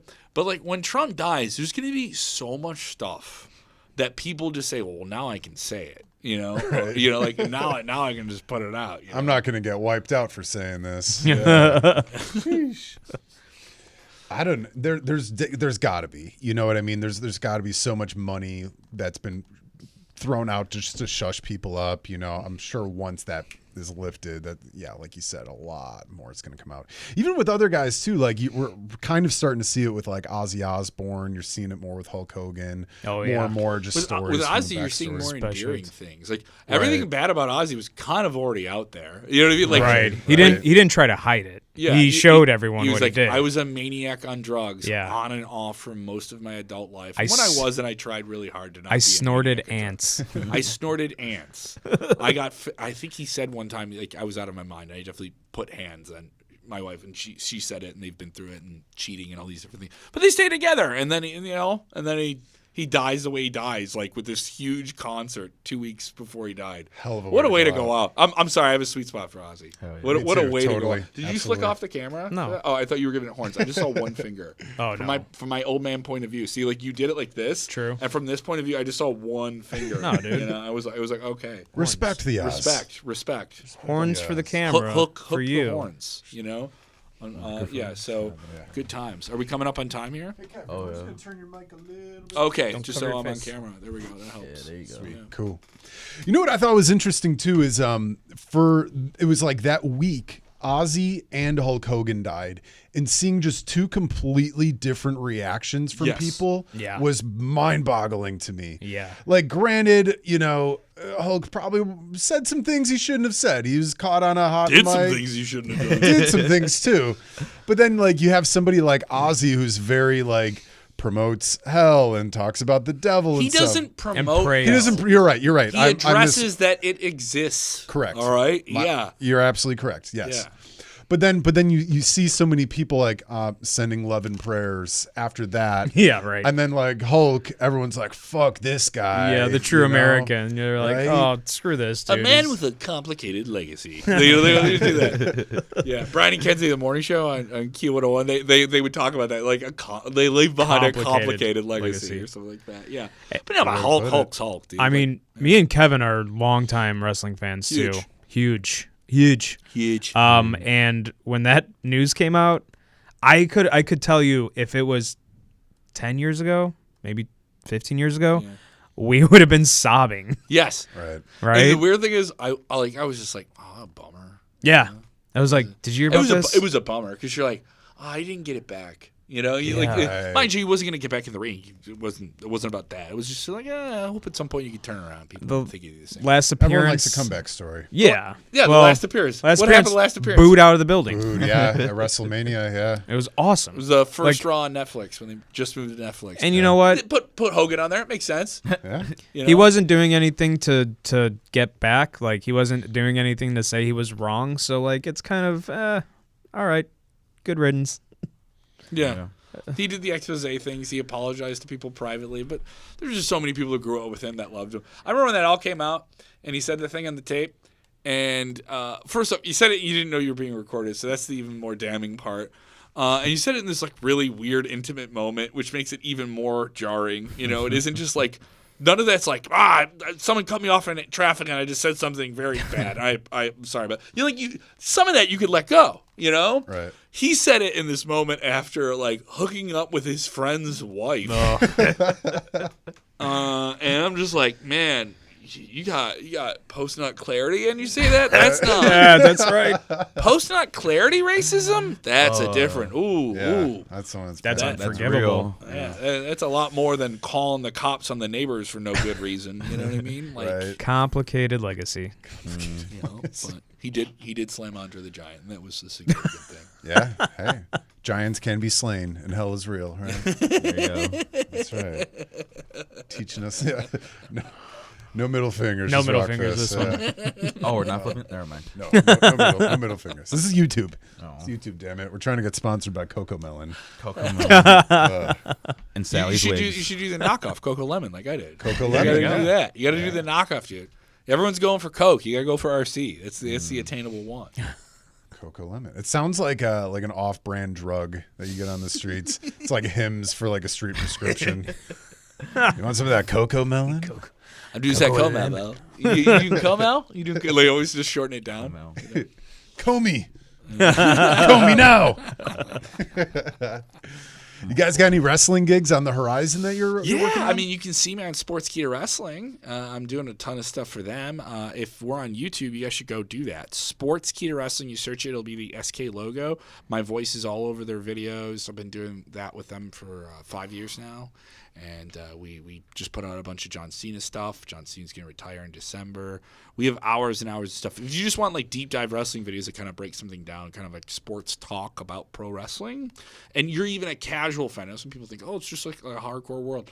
I like to call it like you can jump in and we already watched the Marvel movie, but we're not going to spoil anything for you. You know, like I think it's the best way of describing it. So that's on YouTube. So if you're a YouTube person, go get it there. And then we're on Instagram. We have shorts and reels. You can see me on there. You search SK Wrestling _, and you can hear me all over the stuff they do. Sportskeeda Wrestling. It'll be white letters on a red background. And you're doing AAW, right? AA Dub, that's right. yeah. Coming up October 18th, defining moment at the Berwyn Eagles Club. Berwyn. You can get tickets. I'm on color commentary, and you can see us there, and that's gonna be pretty cool. And we're gonna have the Good Brothers, Carl Anderson, No, really? Doc Gallows from WWE fame, gonna be on that show. Wow.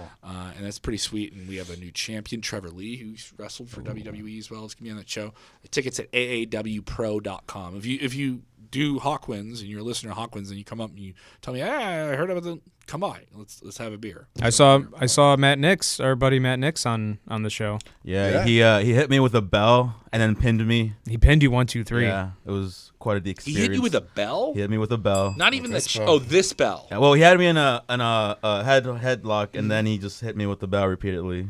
But did he dig in every time for effect? Yeah, Got to You got him. ding real it deal, every baby. single time. Ding, If ding, you have a ding. prop that makes noise and it doesn't make noise, then you're wasting the prop. He worked stiff. Work worked stiff. Come on, there, kid.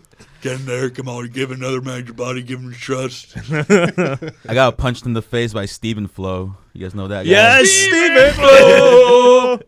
That's Super wrestlers, right? Yeah, Super super wrestlers, yeah. wrestlers. We Started got a by lot the of great those Billy guys. Whack. Oh Yes, yeah. sir. Billy Whack has like such history in independent wrestling. It's like over 20 years. Yeah. 25 years.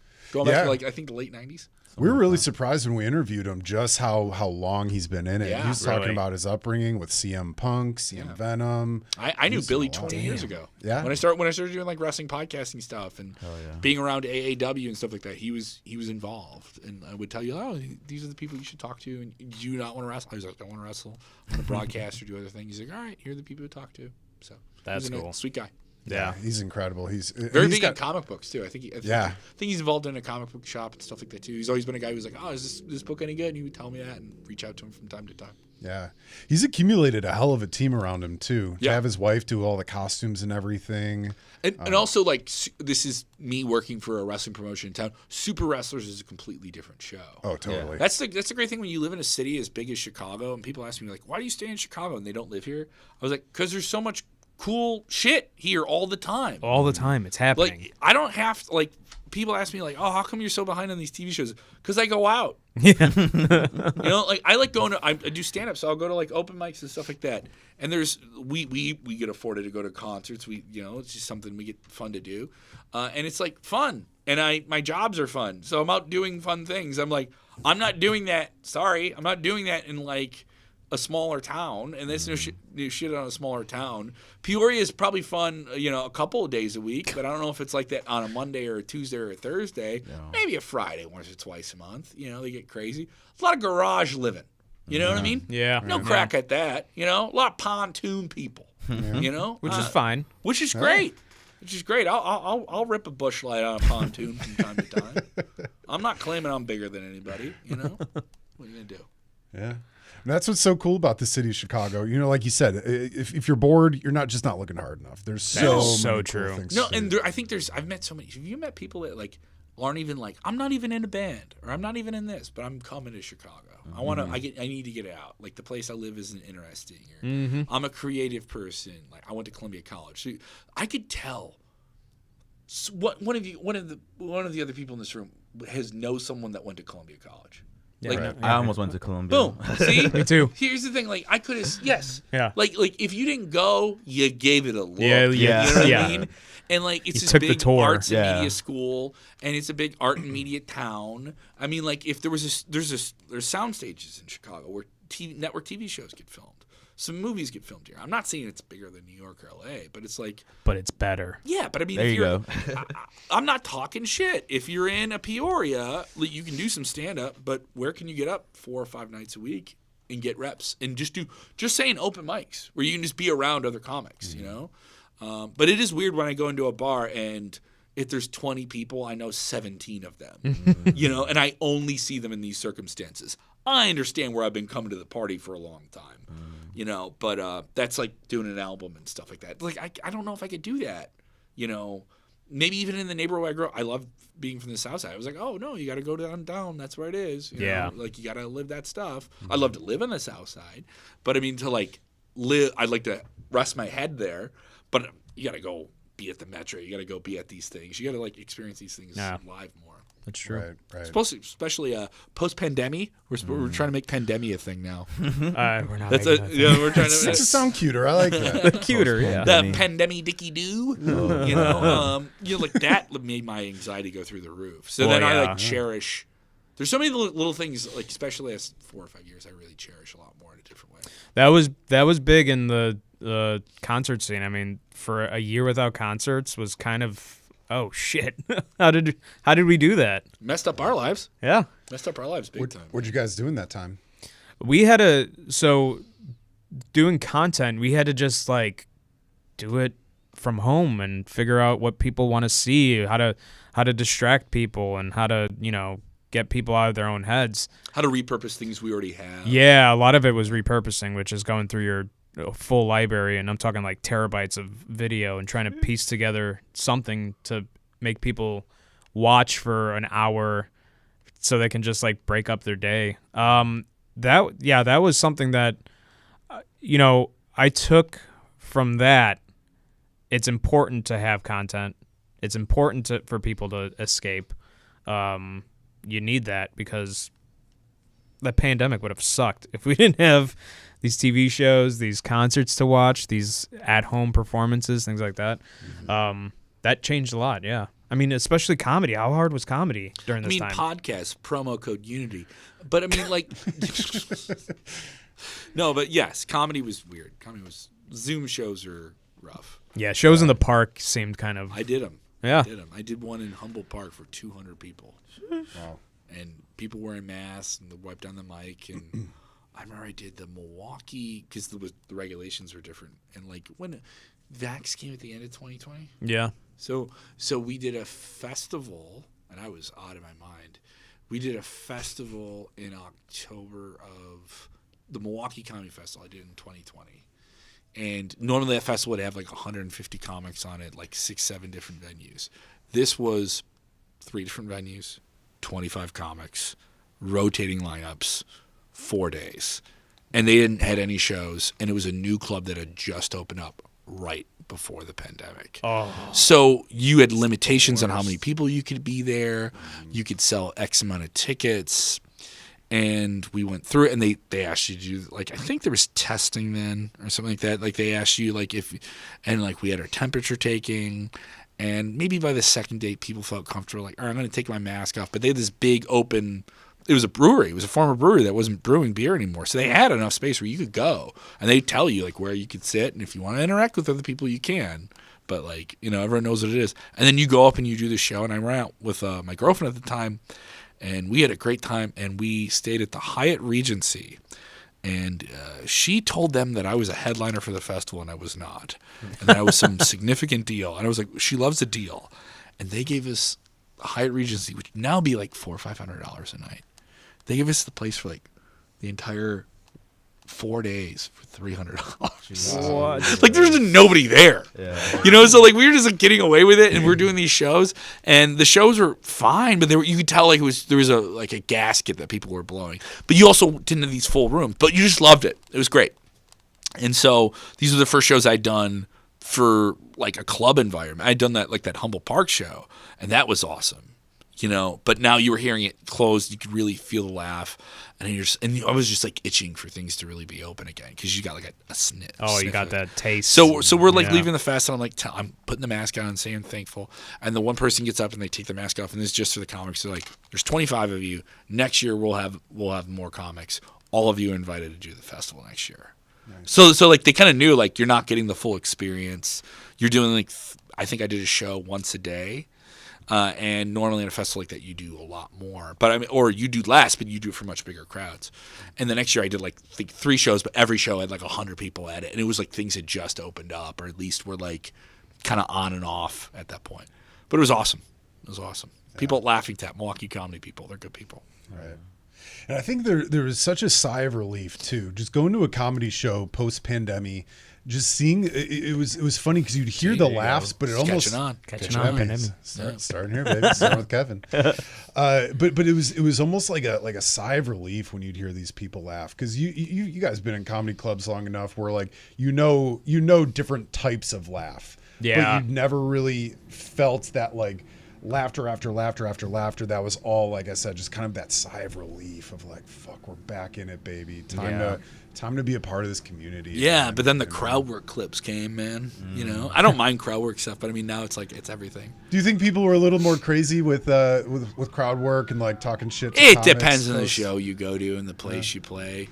But part of it is also like I'm not going to claim that I'm a draw. I could hopefully feature for someone that is.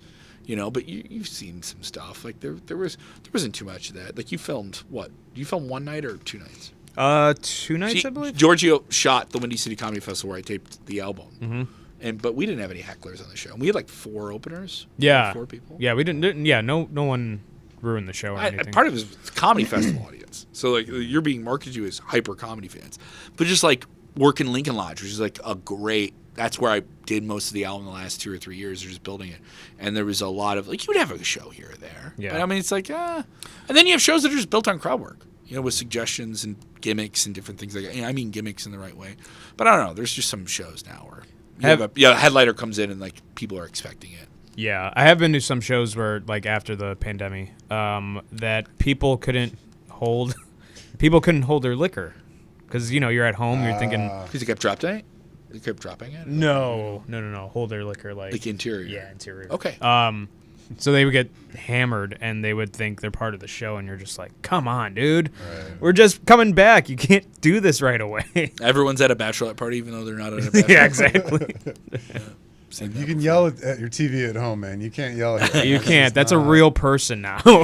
They're not. It's not a Zoom call. Can't mute. Can't press mute. Now, take us back when you guys first met. Take us back because you guys met originally at Q101. Yeah. Working off air. Yeah.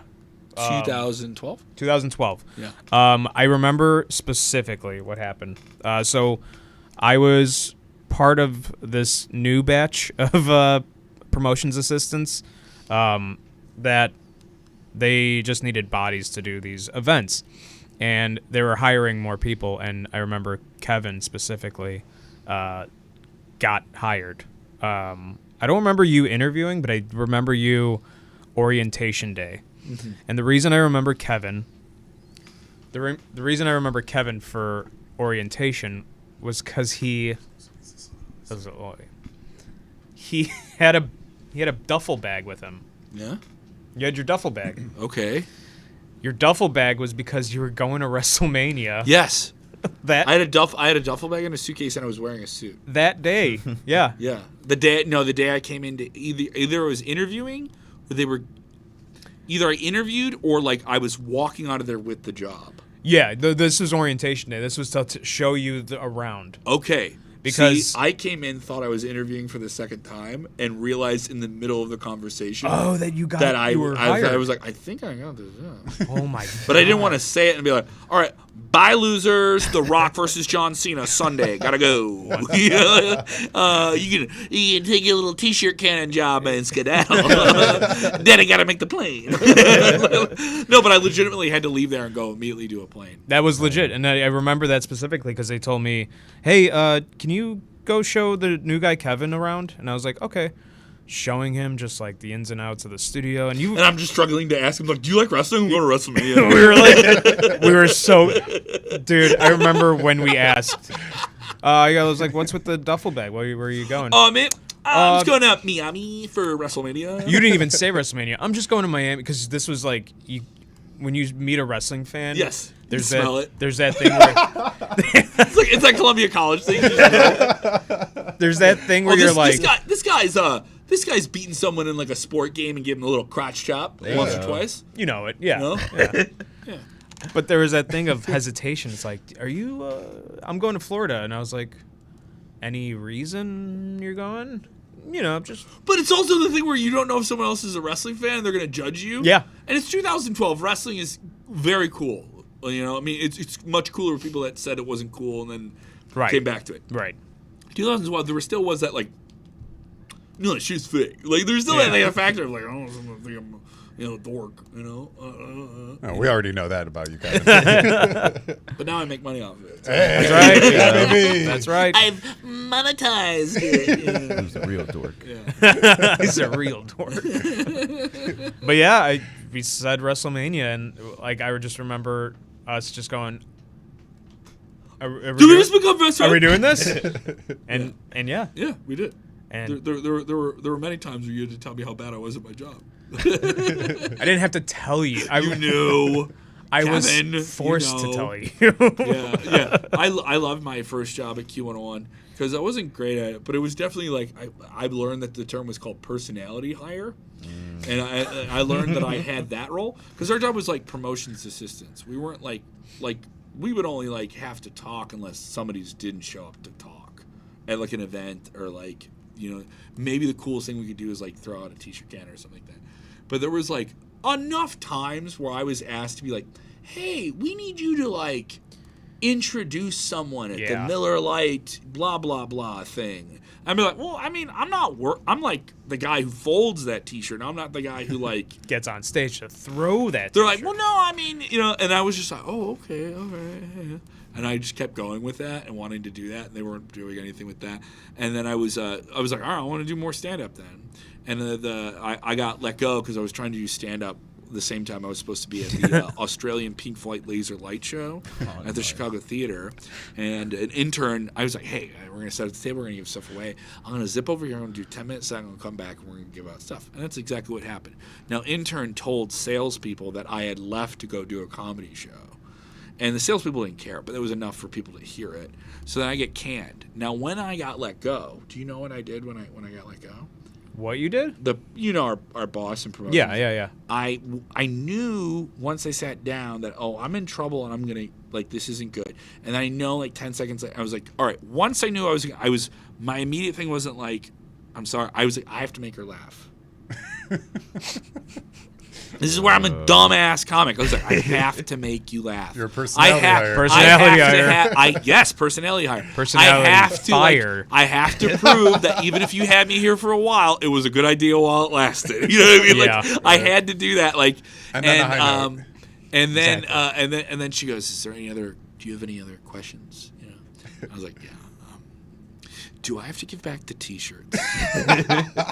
Because like most of the wardrobe says T-shirts. 97.9 The Loop Yeah. in some version or Yeah. another, or Corona, not the virus, the beer. And so I remember she's like, "What do you do? Are you serious?" Like, I need to know. Like, I got a lot. and then she laughed about it, and then I got some like that was November, or something. It was November, and then I think I was on air that spring. Oh. No, I was hired that spring, and then I was on air for a picnic, like our big radio show. And it was my birthday. It was weird. It was weird. It made no sense because November I get fired as a PA, and then like 5 or 6 months later they're like, "Do you want to like be on air? Because I think you have a shot at it."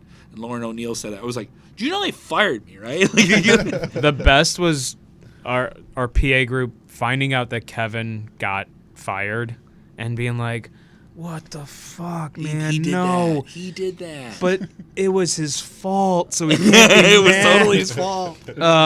And then that spring, just being like, he's getting hired for a better position. It was like, and I remember saying, I'm like, that's Kevin. There you go. That is That's Kevin. what he does. And I mean, you were good. That's why. Yeah, I was not a good PA. Yeah. I was not a good promotions assistant. You were fine. You just made a mistake. Yes. A horrible mistake. But it just goes to show like what he's done in the radio business. He's come back. I will still want to set up the tent, like set up the table and put the drink, and then people are like, oh, we're like, don't. Dude, stop. You don't do that. You're not getting any brownie points for this. Yeah. You know? You're doing it wrong, too. You're probably doing it wrong. Probably put the skirt on wrong, the logo's backwards, upside down. The cue's on the wrong side. Go say hi to the folks. Yeah. Yeah. Damn. I remember when that happened though, because I don't think you made it very public, but like people knew, your friends knew something was going on, and I just remember thinking, I'm like, Kevin's gonna be all right. He's gonna land on his feet. Well, no, that was what you're talking about. What we're talking about is 2012. Like when I got laid off in the pandemic, that was a whole different thing. I got laid off. I knew that was going to happen. I was on air, but it was someone gets put on the chopping block. That's the way it works. Oh my God, I forgot about that. So, yeah. But, I think I've been fired or laid off in radio at least 7 or 8 times. Jesus. Hey, it means you're doing something right, man. No, here's the crazy thing. Do you guys know who Tom Joyner is? You guys ever hear of Tom Joyner? Name's Tom Joyner is like one of like the premier like black voices in radio. Like he was like Steve Harvey level of respect for certain people. And like at one point when you couldn't satellite into another city, I think at some point he could, but he would do mornings in Chicago, I think, or Dallas or vice versa, and he would fly between the two cities because he was like that big. Wow. And I remember him talking at this conference when I was in college, and like I was like, oh wow, this guy's a big deal. Like even if I don't listen to him all the time, I had listened to him enough, and I thought he was fine and entertaining. But I respected like what he was doing. And he goes, oh, we're the young college people, and like we all raised our hands. We were like the volunteers at this conference. And he goes, you're not going to be anything in this business unless you've been fired or laid off like 5 or 6 times. Whoa. And it was like jarring, but then you saw all these other people who were clearly in the business for 20 or 30 years at the time, and they're all like, yeah, It's going to happen. Wow. yeah, and he's right, you know. And I don't have hair in my head anymore, you know. I mean, like, you know, that type of thing. Made you the man you are today, though. Yeah, That's true. Exactly. Man. What's the worst job you guys have ever had? Oh, worst job. I know. I got one. Go ahead. You got one? Yeah, I got one. I guess, I mean, I literally was a painter for a day with my uncle. It was a day. Were you excited when you showed up, and you're like, by the end of the day, you're like, I'm not coming back? I got the check, but the only problem was, this is probably why we were like, he was like, probably don't do it. We were painting this lady's house, Yeah. and I turned around, and the bucket of paint just fell on the carpet. Oh, woof. And it was more of us cleaning that rather than painting the rest of the house. And it was almost like hey, you probably don't want to do this anymore, and you probably shouldn't. So let's just, You know, he didn't tell you it was because you spilled the paint. Yeah, I was like, I know, I understand. I was like 16 at the time. So I worked at Gene and Jude's for like 4 months. That wasn't bad. That's a high school job, right? That was a high school job, yeah. But my fingers were just all mustard all the time. I worked at a place called Wonder Burger. Wonder Burger? Yeah. But I was like, oh, no, I have to quit because I'm going to be playing soccer. I was like, no. Yeah. I'm not good for this. Yeah. I worked for like between radio jobs. I think like 2000. It was before I went and worked with you. I think maybe a little bit. It was after I got laid off from an iHeart Radio family company, but laid me off while I was at a family funeral, and they didn't know that. They didn't know that. I always like to say it. It's funny. It's sad but funny. I worked at this place where you would like sell direct sales stuff, but at Costco's. So people are already buying stuff, but you're like selling them. Here's like a 3-hour cruise on Lake Michigan, Oh, okay. and here's White Sox tickets, but against none of the teams that you would want to see them play, and like stuff like that. But you have to like bring this placard up to the front, and like some people would just already be confused or something like that. And it was one of those like direct. It was basically probably a pyramid scheme, but it was like all within the legal bounds of being that.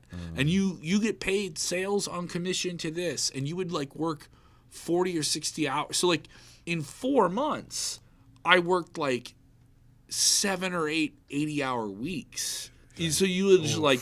And I was like 26 or 27. I was like losing my mind, you know? And I had a car, and that's all that matters. You had a car, you could drive the stuff there. And if you don't sell $700 within a week, then you get leveled back down. You got to build up to that. It was all this dumb crap where people just like string you along, and I don't know, just a bunch of coked out weirdos that know how to like hustle like a tea drink to diabetics and get them to buy it or something like that. You look youthful. Yeah. A little pep in their step in the parking lot. That's what happened. What about you guys? Man, I'd have to think about that. How about you, Jay Smooth? Do you know? Yeah, when I was like 15 Before or you were 16. smooth. Yeah, before I was smooth, that was a little rough. I would go around selling newspaper subscriptions for the Okay. Chicago Tribune. right. So it was like a door-to-door thing. The where- newspaper of record. Yeah, and so they would pick you up in like a freaking big van with like a bunch of other like 15, 16-year-olds, and they would give you like these little like cards, like little receipt papers that you have to fill out, and they would give you like a script, and you would lie to them and be like, yeah, you purchased this, it's tax refundable, so you get it back when you get your taxes and shit. You just lie to them, do whatever. And it was terrible. Like the first month I was there, I maybe sold like 2 subscriptions, but I would be walking around for like hours knocking on doors.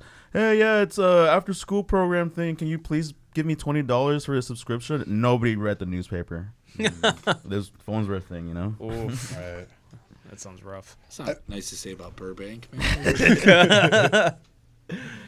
I think mine's roughly the same. It's door-to-door sales sucks. Yeah. Well, I was in door to door. The only nice thing was I had to sit. We were inside, you know. Right. But you did door to door. I did door to door, and it was brutal because it was for like solar sales, and it was kind of the same thing. It was like a pyramid scheme type deal, and it really sucks when you're like really hounding it, looking for a good job, and they're like, "Yeah, we'd love to have you on board," and then you get to like the second interview, and you're like, "This is a damn pyramid scheme. Yeah. I can't do this." That's how I felt. But then the whole time I'm like, I'll do this until I just can't do it. right. It was the first job I got right out of a job. So I was like, I lost, I think it was like my third radio job within a year and a half of being out of college. So I was like, all right, Tom Joyner, I'm halfway to 7. Maybe try something else. Hearing a no at a store is a lot easier than at somebody's personal like home. You know what I mean? If you're like at the end of the store and you're like, "Hey, you want to buy this?" and they're like, "No," and you're like, "Okay, bye." You just chill. But when you have that defeat of like somebody yelling at you, and then you got to go to their neighbor's house, and they're like already calling their The neighbor, walk like, of shame. They look over there and you're like, it's a scheme. I remember I didn't make one sale, and I did it for like 2-3 weeks, and I called the guy. I'm like, "This is stupid." I'm like, I'm so glad I'm getting a base pay for this, but like this was gonna is say, the yeah. worst. Yeah, don't recommend door-to-door sales. And I don't like to be a pest. You know what I mean? Yeah. Like, I think working in entertainment, you want people to like you, but when you show up to their doorstep and they're like high in their bathrobe and eating cereal, and you're like taking up their Cocoa Melon time or whatever it may be, and you're just like the worst thing that's happened to them all day. Oh, And yeah. it's the worst feeling. Yeah. It's absolutely sucks. I'm like, why did I go to school and study communications and media? I did not expect it to turn out like this. Thanks, pandemic. Shit. Damn pandemic. There you go. There you go. Hey. I had to. I saw the bell. Saw it. Could we make Corona a thing too? Pandemic and Corona? I think so. No. We have room. Yeah. Let's do it. The Coronas? Coronas. Coronas virus. Corona. Jobs are tough though. I think another one of my worst jobs was I was working at I'm not going to say the name of it, but it was a banquet hall in Oak Lawn, Illinois. It was my very first job like ever. I think I was too young to even work there. My mom just got me the job because she knew the manager Can there. you tell me what street it's on? I grew up in Oak Lawn. 95th and Cicero. I know I know what you're talking about. Big. Yeah. I knew it. Yeah. Train track right by you? Yeah. Oh yeah. I know. Okay. Yep. There was the motel that shut down right across the street for some reason. Why? soliciting reasons. What? What do you mean? What? Soliciting what? In a motel. They have door-to-door really? salesmen at the hotels now? Yes, but they're not selling what you think they might Well, be selling. I mean, what's the problem? I mean, they're selling a fine product. Define fine products. I don't know. I mean, you're telling me maybe it's solar panels. It was not a panels. good fine product. The ladies of the night were, but that was a part of a It's good. I different mean, thing. they're giving women job. They got to work at night. They got kids. What are they selling? They're selling solar panels. What are they? They got to hustle a tea. The oldest occupation. They're selling cake. All right, cake. They're selling cake. I mean, Selling if it's cake. fresh cake, it depends is on not It might have fresh not cake. been fresh cake. Not fresh cake. Okay. Nope. But it was a different part. That was across the street. But this other was an established facility. But it was my first job. And I remember seeing a plate fall on the ground. And they were like, "We don't have enough time to make a new one. You literally just have to scoop it up, put it in the mix of the rest of them, and then send it out to the wedding or whatever it may be." And I was even like filling up like water drinks with like the nasty hose that you'd find. Some of them would be like gray, and I was like, "This is alarming." But I was like 15. I'm like, I can't really say anything because like I need this job, but also I don't know. I think I want to go work across the street.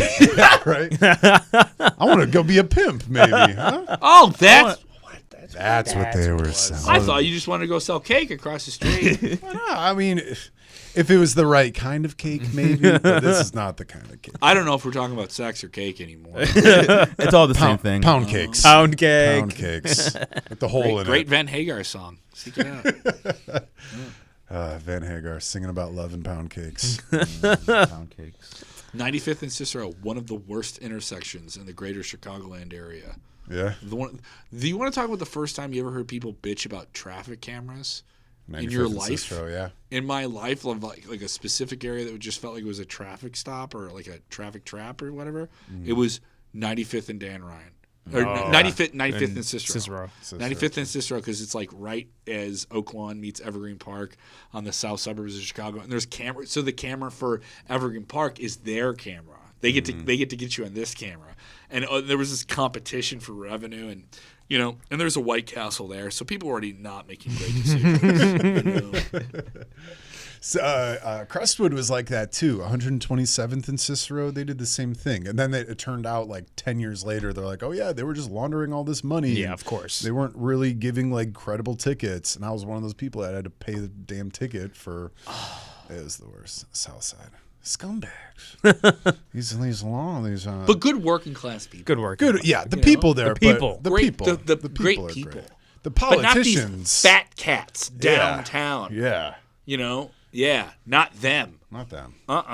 No way. You What think about- you can sponsor a T-ball team and get out of this, pal? Right? Not gonna happen. Not happening. Tiffany Henyard. No. Y'all been following her story? The It's Tiffany been a Henyard? delight. Dude. It's been a delight. Oh, talk The about move- the- Two-Face, The dude. Tiffany Henyard movie is gonna be a Oh, that's Tiffany gonna be me. Haddish, comedian, has to play like Tiffany. They have to find Yeah. the best. They have to find the. I thought of somebody. I'm not going to say it out loud because I don't want to ruin it for them. But they have to find like the funniest young female black comedian to play this role. Yeah. It has to be a comedy. It absolutely 100% has to be a comedy. Right. Even though I think there's some other things in there that are genuinely not comedic and not funny that maybe you couldn't spin into a joke. But there is definitely some stuff here. I was like, come on. I mean, how are you supposed to be an elected official and then just balling out like Ball that? out. That's I mean, comedy. That's sheer comedy. It is. Making music videos. Oh, Trips to Vegas. my favorite is the videos of her just like getting caught and she's just like, just can't say anything, just smiling and it's just so. So you're going to deny that? Yeah, she's like, I'm not saying I'm not. I'm not saying I did. I'm not saying I'm not. Who's the WGN reporter Yeah, that he's called into Q101 a couple times. Yeah, him and the morning show have like a relationship, and he'll call in and he'll just like talk shit about her like no one's business.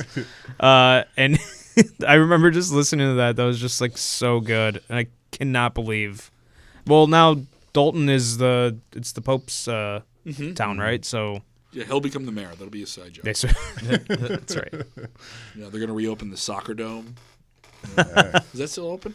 Dalton Soccer Dome? I don't know. I don't think They so. had indoor soccer fields inside there. Yeah. I remember going there in the 90s or something like that. That was the only reason I went to Dalton was to play indoor soccer. A lot of it shut down because of Tiffany Henyard. Even though they had that roller rink out there. The roller for all rink, The Yeah. roller rink isn't open anymore? No, she shut Oh, it down. come on. That great use of public funds. Yeah.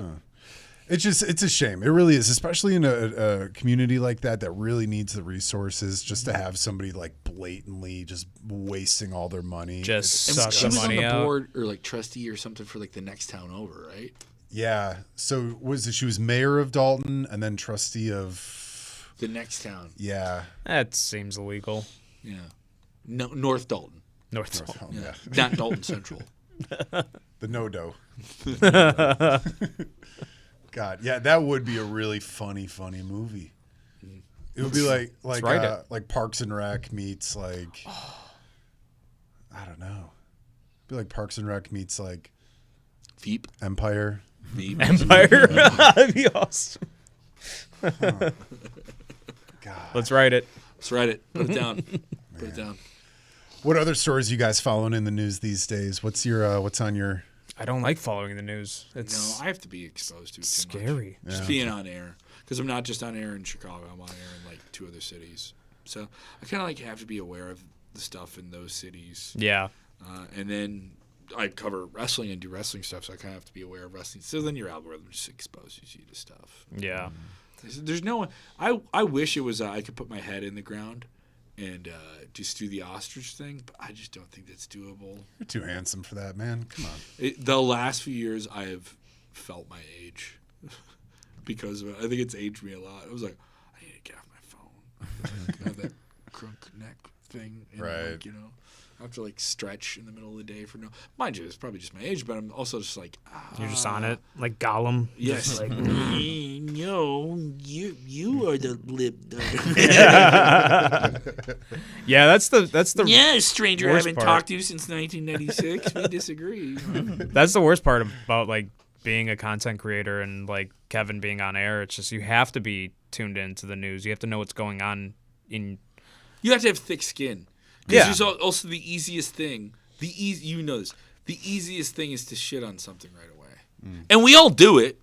I'm a comic. Just shitting. I'm not saying don't shit on something. I'm not telling you can't, but I'm saying you say something. There's a reaction.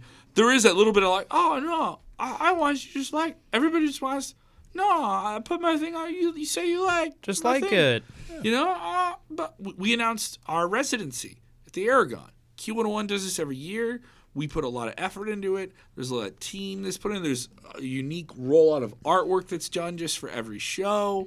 And there's sponsors and a lot of money and us promoting it from now, like mid to late September, all the way through early to mid-December. So that's a lot of time. So I'll say the word Q101 Twisted probably 500 times. Yeah. Minimum, like between now and the end of like October, So like we put out the lineups and everyone's like, it was better before, and you're just like, I don't. Yeah, okay, but I mean, like, we're trying. You're like, we didn't like do like you don't like any of it, or like, And it's also like says who? The guy that never went to any of them. and it's always one dude who and then do you ever do this? When you want to look at someone's profile and just say something. Yeah. All the time. You type out a mean thing, but you don't send it. You look at it in the screen and you don't press send. Oh, you write it though. You don't. You write a send it. response and then you don't, delete it. because maybe that guy's dad is the mayor of Crestwood. Right? You're just feeding the troll at that point too. It is, You know? yeah. And nowadays you really got to be careful with stuff because you could say, and we run through this all the time of like, I really sometimes need to like have a filter of what I'm saying. I can't just freely express myself sometimes. Like you said, you guys get trolls hitting you guys up and stuff like that too? Sometimes. Yeah, but it's like, but nowadays, like if you respond to the troll, some of these trolls are like professional trolls. And I've seen it played out where somebody goes and comments on a troll's thing or whatever. And then they do the screenshots and they're like, this guy, let's bash him. You have the drama channels and stuff like that too. Pro troll. Yeah. And like on YouTube and stuff like that, where all they do is just that type of stuff. But that's if they're disgusting, not- isn't it? They're getting No, paid. They're but monetized if to be a they're troll. If they're not Monetized. trolling, it's not just like pop culture critique stuff. Like you're reviewing a movie. It's like Right. it just verges on you're not saying anything but like. Like I work for a wrestling channel. You have frustrated wrestling fans. They bitch out like it's a sports team. I'm okay with that. The worst. Like the theme park people that are like Disney used to be great when I was 8 years old. I'm 36. Like that. I get it. No, they're not committed to plus size people fitting on their rides. Have you followed that account? No. Sorry to segue, but that's What? a funny fucking Tell account. me now. What am I looking up? Oh, it's like plus size park hoppers. Yes. And it's just a bunch Yes. of plus size women that go to Yes. different theme parks and they just critique all of them because they can't fit into things. They can't fit on the rides or the chairs in the restaurants. And they're like, "Oh, the tram is really great." Dude, but you have to be in the I wrote back." plus size, and it literally was the first thing that popped Was it? up. The phones are listening listening. to us. Yep. Have you done this where you go to introduce yourself to somebody and people are like, "Oh, I'll follow you on Instagram," right? And you give them your name. All right, G, what's your handle? Spell out your handle for the camera. FREAK. Before he got to K, and I'm next to him, and I just start FRE, it would be Boom, on that. right there. They know what's going on. They know They've it. been listening. They know it. I really hate when I say my handle out loud. It's Freakorama. And so like I'll just like when Sounds you're like a fun magazine that is out of print. yeah. Oh, did you find the Freakoramas in your dad's bedroom? I found all of them. The pages are stuck together. But I just those like screen names and shit. I'm just like, oh man. Okay, Maybe I these should've scales changed it. look like they're having a good time. I'm looking at plus size park hoppers, not fat shaming anyone. How many? Plus size friends. 131,000. It says their names. They have 131,000 followers. Good for them. Good for them. And they better have some ad deals. And a size inclusive Disney tips. But what about Universal?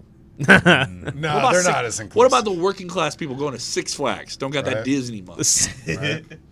Don't know if they cater to them. Well, what about someone who wants to ride the Iron Eagle that's been going since Reagan was the president or something like that? What about Kittyland?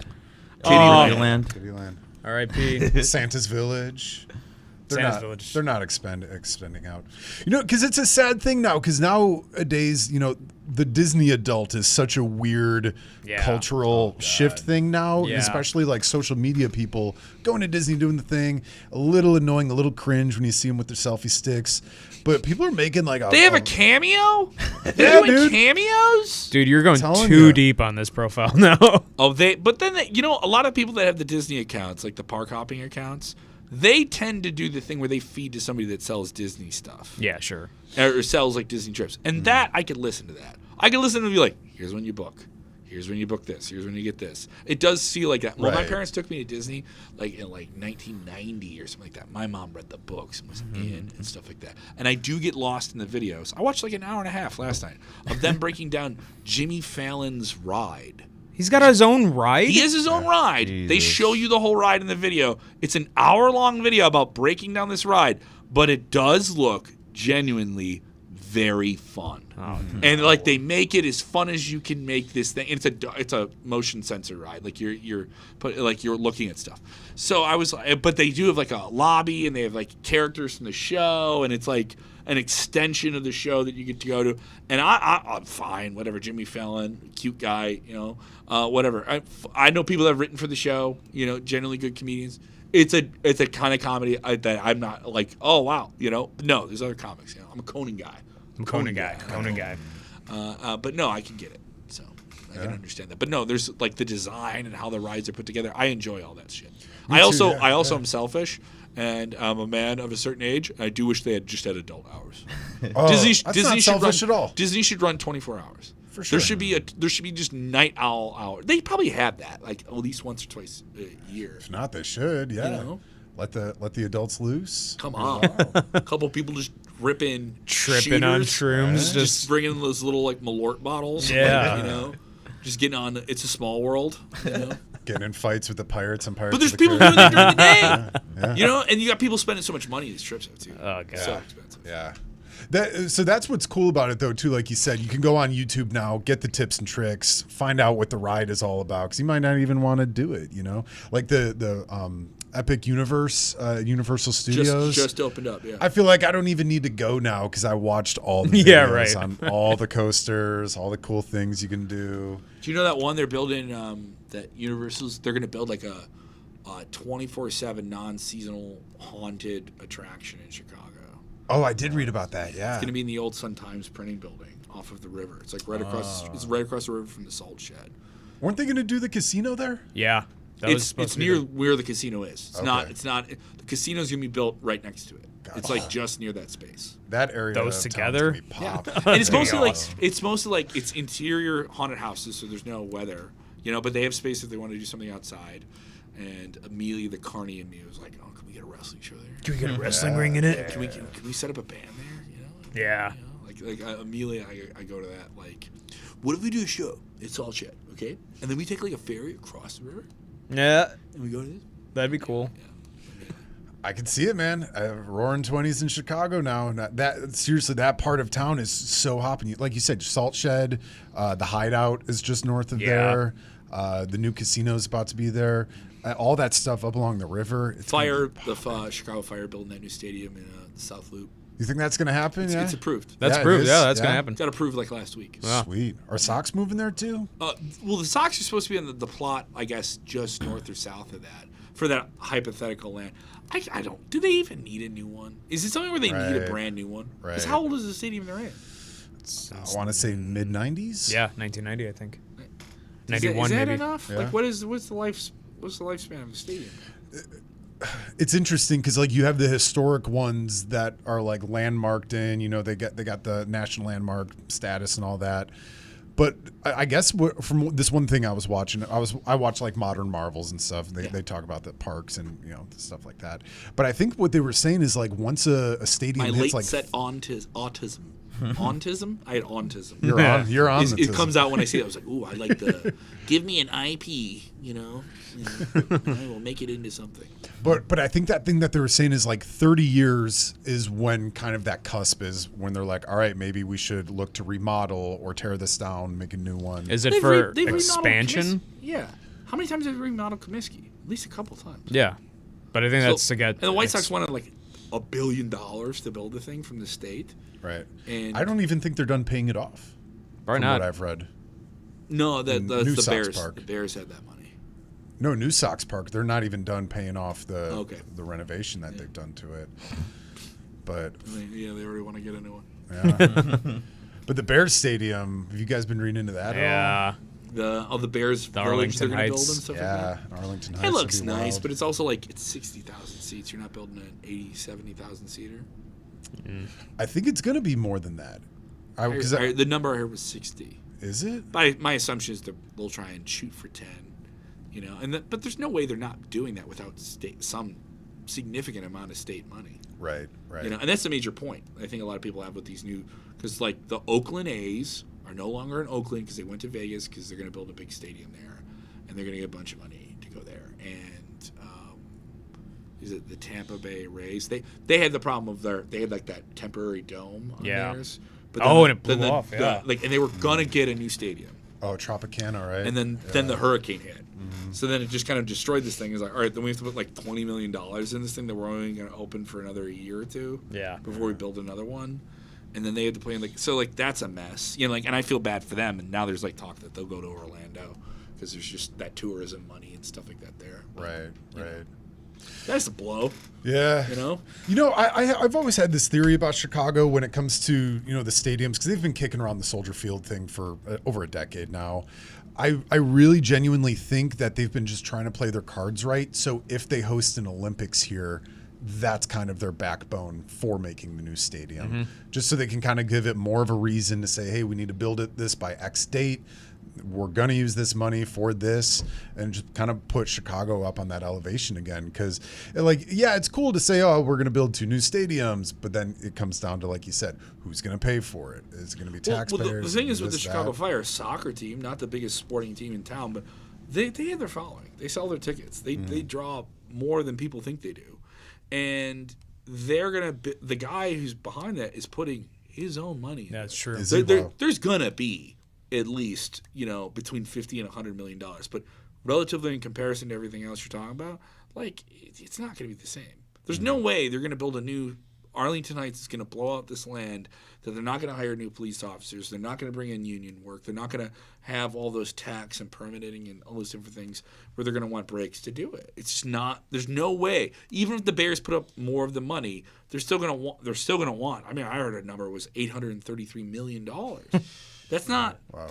It's nearly you asking at that point round up to $1 billion. I don't know. Yeah. Right. Right. I'm the guy who's just going to spend $400 on beer there over a year or two. What am I doing? But that whole issue of just getting into museum campus area for Soldier Field now, it's such a pain in the butt. Like you got to walk through, museum campus just to get all the way into there. The buses, you might not want to ride them because they smell like pee sometimes. Oh, they're and packed they, too. And they get backed up. Yeah. Yeah, it's hard. And God forbid, petty cabs are a thing you can do. But that's going to cost you a lot. But I mean, you're going to put one in the South Loop, and you're just going to get off the train. It's going to be right there. Exactly. And you're still going to be walking up and down the street, and I don't think Chinatown will like it. But I'm also like, would I rather want to go out there or at Tinley Park? Right. Where they have the amphitheater out there. I went out there this weekend. Papa Roach was out there. Oh yeah. And it's fine once you're inside, but the show is awesome. But the venue's still the same venue. Mm-hmm. Like there isn't anything relatively extravagant about it or anything like that, or extra accommodating. Or they don't have cup holders. Yes. Oh I yeah. did notice that. I did notice, but I also noticed that I think there's a reason for that. Because if you have to put your drink on the ground, you're less inclined to want to throw that drink. But if you have that drink on a holder, boom. So there is that we have to manage idiocy. That's why they never let you have bottle caps anymore. Can't trust anyone with a bottle cap anymore. Damn kids. See, that's why the military is going to come in. Coming after them bottle cap Bottle boys. cap boys. Recycle, reuse, and don't you dare resist. Oh man.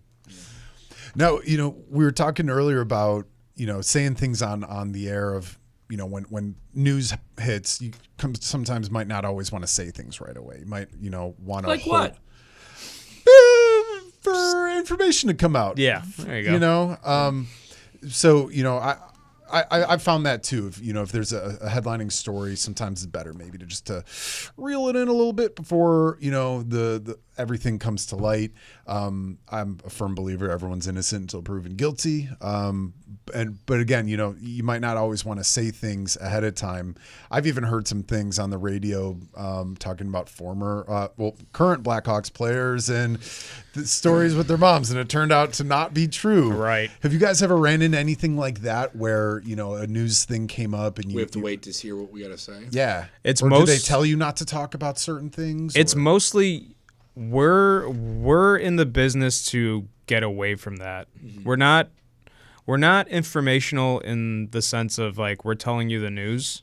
We're informational on music. We're informational on things that are happening around the city. Have you seen this? Have you heard about this? Did you see this?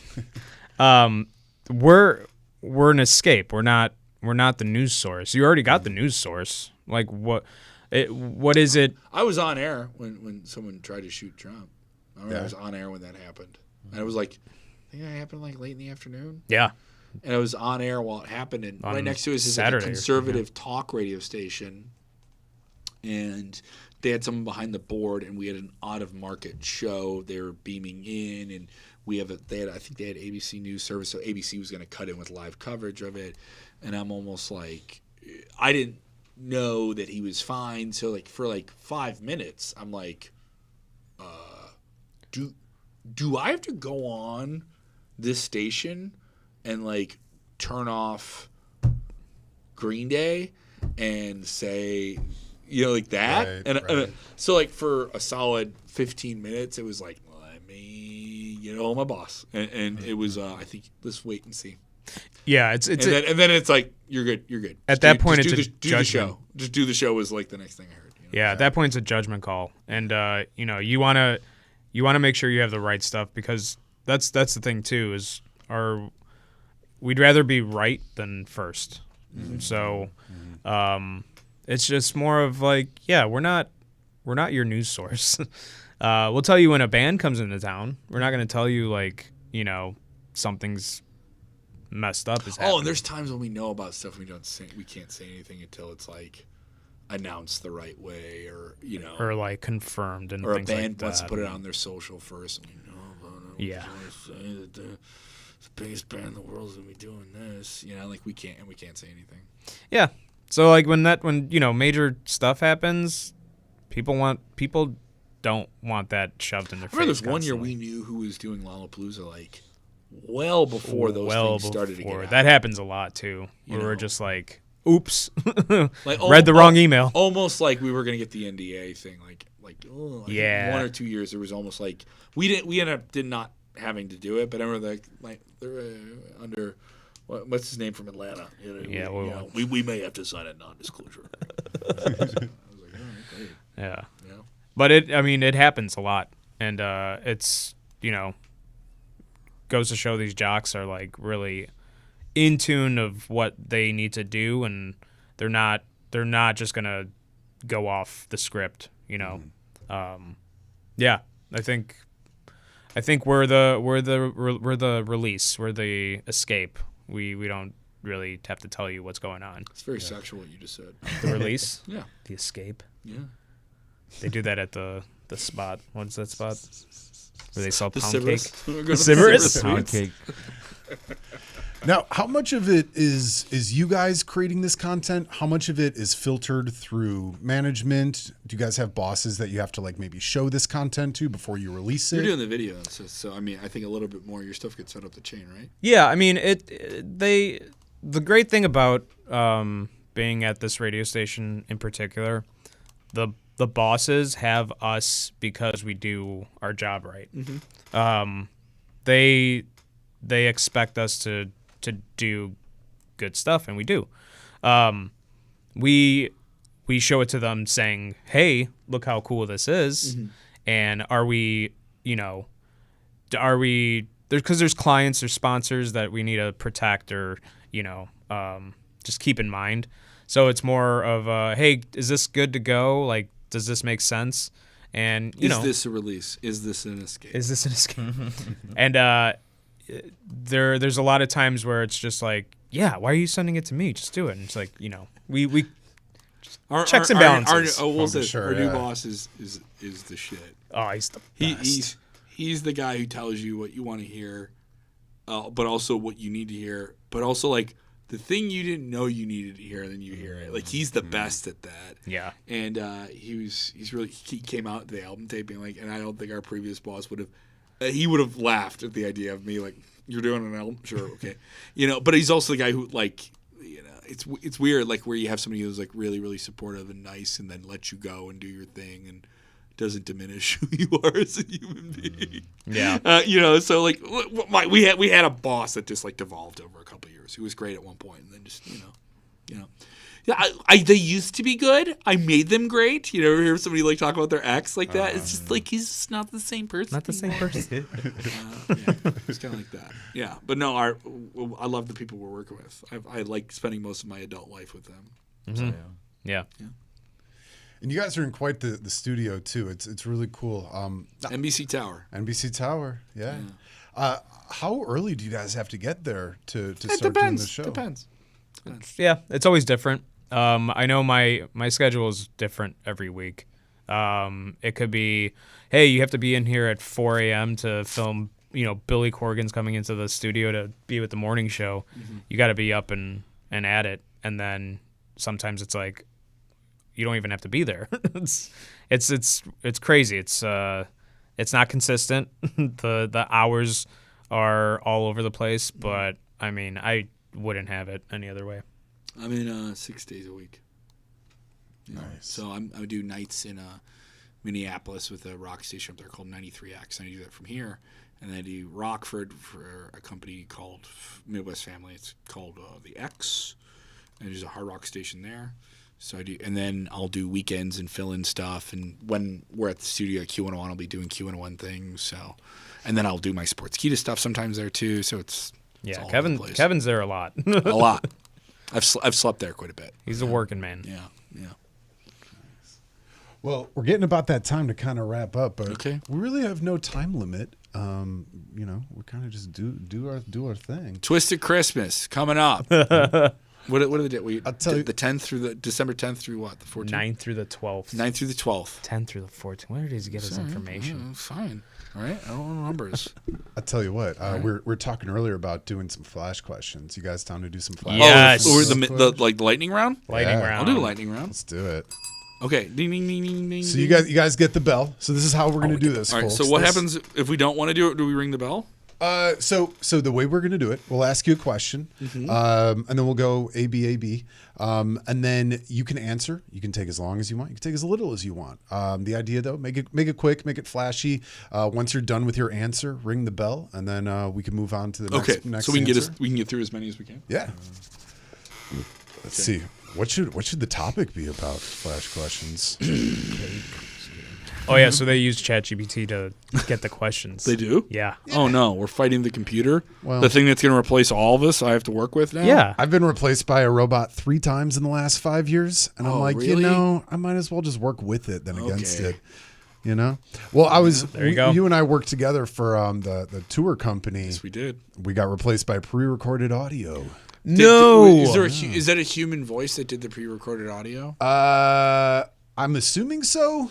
Mm-hmm. But I remember before they let us go, one of the managers had a video camera, and one of our former our mutual friends, I won't maybe say who, he told me, he's like, hey, that's going to be going for your job here anytime soon. So I remember telling the manager, I was like, hey, man, you're not about to replace me. You're not about to replace all these other tour guides. And then they did. And then they did. Lo and behold, they did. Yep. Well, I mean, the fine people at Bus Big would never do anything to be bus bigger than their employees. I'm going to keep my mouth shut on that one. I'm going to ask Flash questions about personality, about Chicago and music. Cool. Sweet. Let's do it, baby. We may embarrass ourselves. Could be. Yeah, you and I may get like a side eye when we go to the Metro or Oh, God, no. something. How dare you not know that I was in that cover band?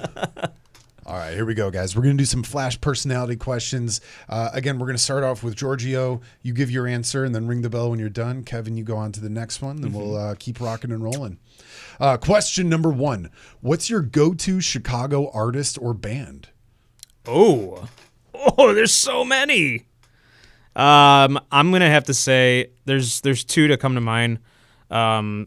In a close second is Alkaline Trio, but number 1 is Rise Against. I mean, getting to meet those guys, like every time, they're super nice. They remember you. You know, they're just the best, and their music fucking kicks ass. So Rise Against. Boom. Did I hit at the end? Okay. After your once answer. again, don't follow directions. I'll agree with what he said, but I'll throw Local H in there. Scott Lucas is a snarling, mean, smart-ass guy who will also be a total sweetheart and will say the thing. He's the real FU to like the wrong person. He's the real like you're not going to say anything wrong. You're not going to do anything wrong, but also it does it all with a wink and a smile and a tongue firmly planted in the cheek, and consistency. There is not a bad Local H record. It just doesn't exist, and also certifiably one of the most underrated rock bands of all time, not just Chicago, and also one of the best live bands I've ever seen. So. Hell yeah. I'm also going to have to throw in Sincere Engineer. In Yeah. That's a new... South Burbs. Yeah, she's Deanna's the best.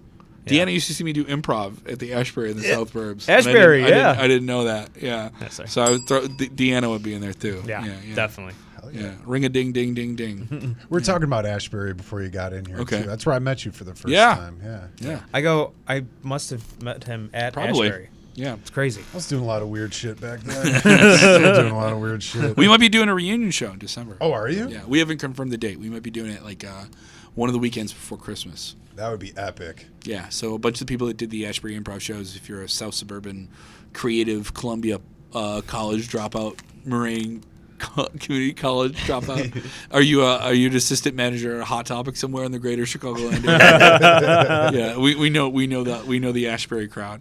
Yeah, so that might be happening. Just keep an eye out for it. You know, I think one of the coolest things that you told me many, many years ago when we were first met at Ashbury and other comedy shops around the South Side, I remember you told me something about Ashbury, and it always stuck with me. You said that Ashbury Coffee House and the performers around there, it's like the punk rock scene of the comedy scene of Chicago, like South Side Chicago. And that always stuck with me. I was like, At the whoa. time, yeah. At the time, for sure. There was a buzz around it, for sure. Yeah, but also like at the time it was. I don't know if it still is that. I mean, just because they're just not doing comedy anymore. And also, you kind of age out of it. You're like, okay, I can't. I don't think the Gen Z kids want to see me not come up here and not TikTok it. You know, so you know, Playing Who's in My Ass. Yes. and that's high caliber comedy. Great comedy. You know, Oh man, yeah, you guys did it right there. That was a fun crowd. that's Let me know an about the actual reunion. game. That's an actual game. Actual game, yeah. You guys played a lot of good games there. That A lot show of good was so games. fun. A lot of games. My next question for you guys: what is your favorite venue in Chicago to catch live music? Oh my God, favorite venue. See, this is where we would get in trouble. Yeah, I'll say who's good to us. The Aragon Ballroom. there you go. Aragon Ballroom is very underrated. There's a majesty, a romance. You look at the beautiful Aladdin, kind of Arabian Night structures, and then you have a hand-painted ceiling, and there's a disco ball. It's a place where you know your mom and your grandpa made out. Like, not your mom and your grandpa. I hope not. Your mom and your dad. Maybe your grandparents. That's what I meant to say. go. Sorry. All right. Ring that bell. I'm done. Twisted, December 9th. Yeah, it's oh god. There's just so many. That's the best part too. There's just so many to choose from. But I'm gonna have to go with a classic. I'm gonna have to go with Metro. It does get really hot in there. Ugh. Yeah, let's go with that. Metro. Reggie's Rock Room on State Street. See? They now have stand-up comedy. I'll be there November 8th. I'll be there November 8th, I believe. And I'll tell you that right now. Yeah, I'll be there November 8th doing a big show there Saturday night. So, and I like that room. They have multiple rooms in there now, so they'll have a comedy on the second floor. But I saw Mac Sabbath, the fast food themed Black Sabbath spoof. And you can get a great view no matter where you are in the room. It's never oversold. It's perfect. And everyone who works there is in a band. Everyone who works there is in a band. There's graffiti everywhere, but like good graffiti. Everyone who works there is a Reggie's person, So yeah, Reggie's. Damn. Amen. Good one. Now, Someone's not getting free buffalo wings. Now, if you had to walk down Wacker Drive with only one song playing in your Lower or headphones, upper? It's very important. That is a good question. Upper Wacker, you're in kind of up along the river. I walk along it every day. Yeah. You're at like Michigan and Wacker. You're just feeling the vibes of Go the by city. it 6 or 7 times a week. You sure do. What song you playing in your headphones? to get in I'm the not right playing mood? it in my headphones, but I am yelling, can we all just walk in a single fucking file? All right? Stop. No, I don't care if you're taking a picture of your No family. pictures. And then you go over to the other side of that walkway, and your kids are over here. People who live here don't care if you want a picture of the building that says Trump in big, gigando fucking letters behind you, all right? You can go. I'm not going to Cleveland and making fun of your river that's on fire. Get out of my fucking way. I got to get somewhere. I got to say something stupid before people hear Blink-182 again. So I would play that song. I'm gonna dub that into a beat, and it's gonna be a song. Oh, that'd be great. Watch out. I'm gonna be doing the side stage at Lala next year. There you go. I'm gonna say Rock and Roll McDonald's. Wesley Willis. Ooh. Rock and roll McDonald's. Rock and roll McDonald's. Done. Hey, Kev, have you move your mic a little bit Sure, this way? sure. I just want to see your lovely face, there we my go. friend. Cool. Next question for you guys. Which season in Chicago has the best soundtrack? Summerfest or Winter Blues? We should say summer. We should, but winter is longer, so that Winter Blues. Yeah, I'm just going to stick with that. I like that we answered like a team. There you go. Good answer. My next question. What is your favorite Chicago iconic character? Peter Francis Geraci, the Eagle Man, Empire Carpet Guy? I've got something for you. God damn it. Well, nah. You got it. Go ahead. I think He's I a have real it too. person. All right? And in other cities, people bitch and moan when the weather isn't exactly what they want. But when Tom Skillen There you go.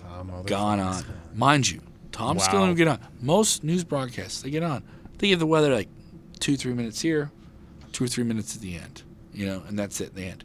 He would get like 8 or 9 minutes, and he would tell you stuff that you wouldn't actually Google or look up.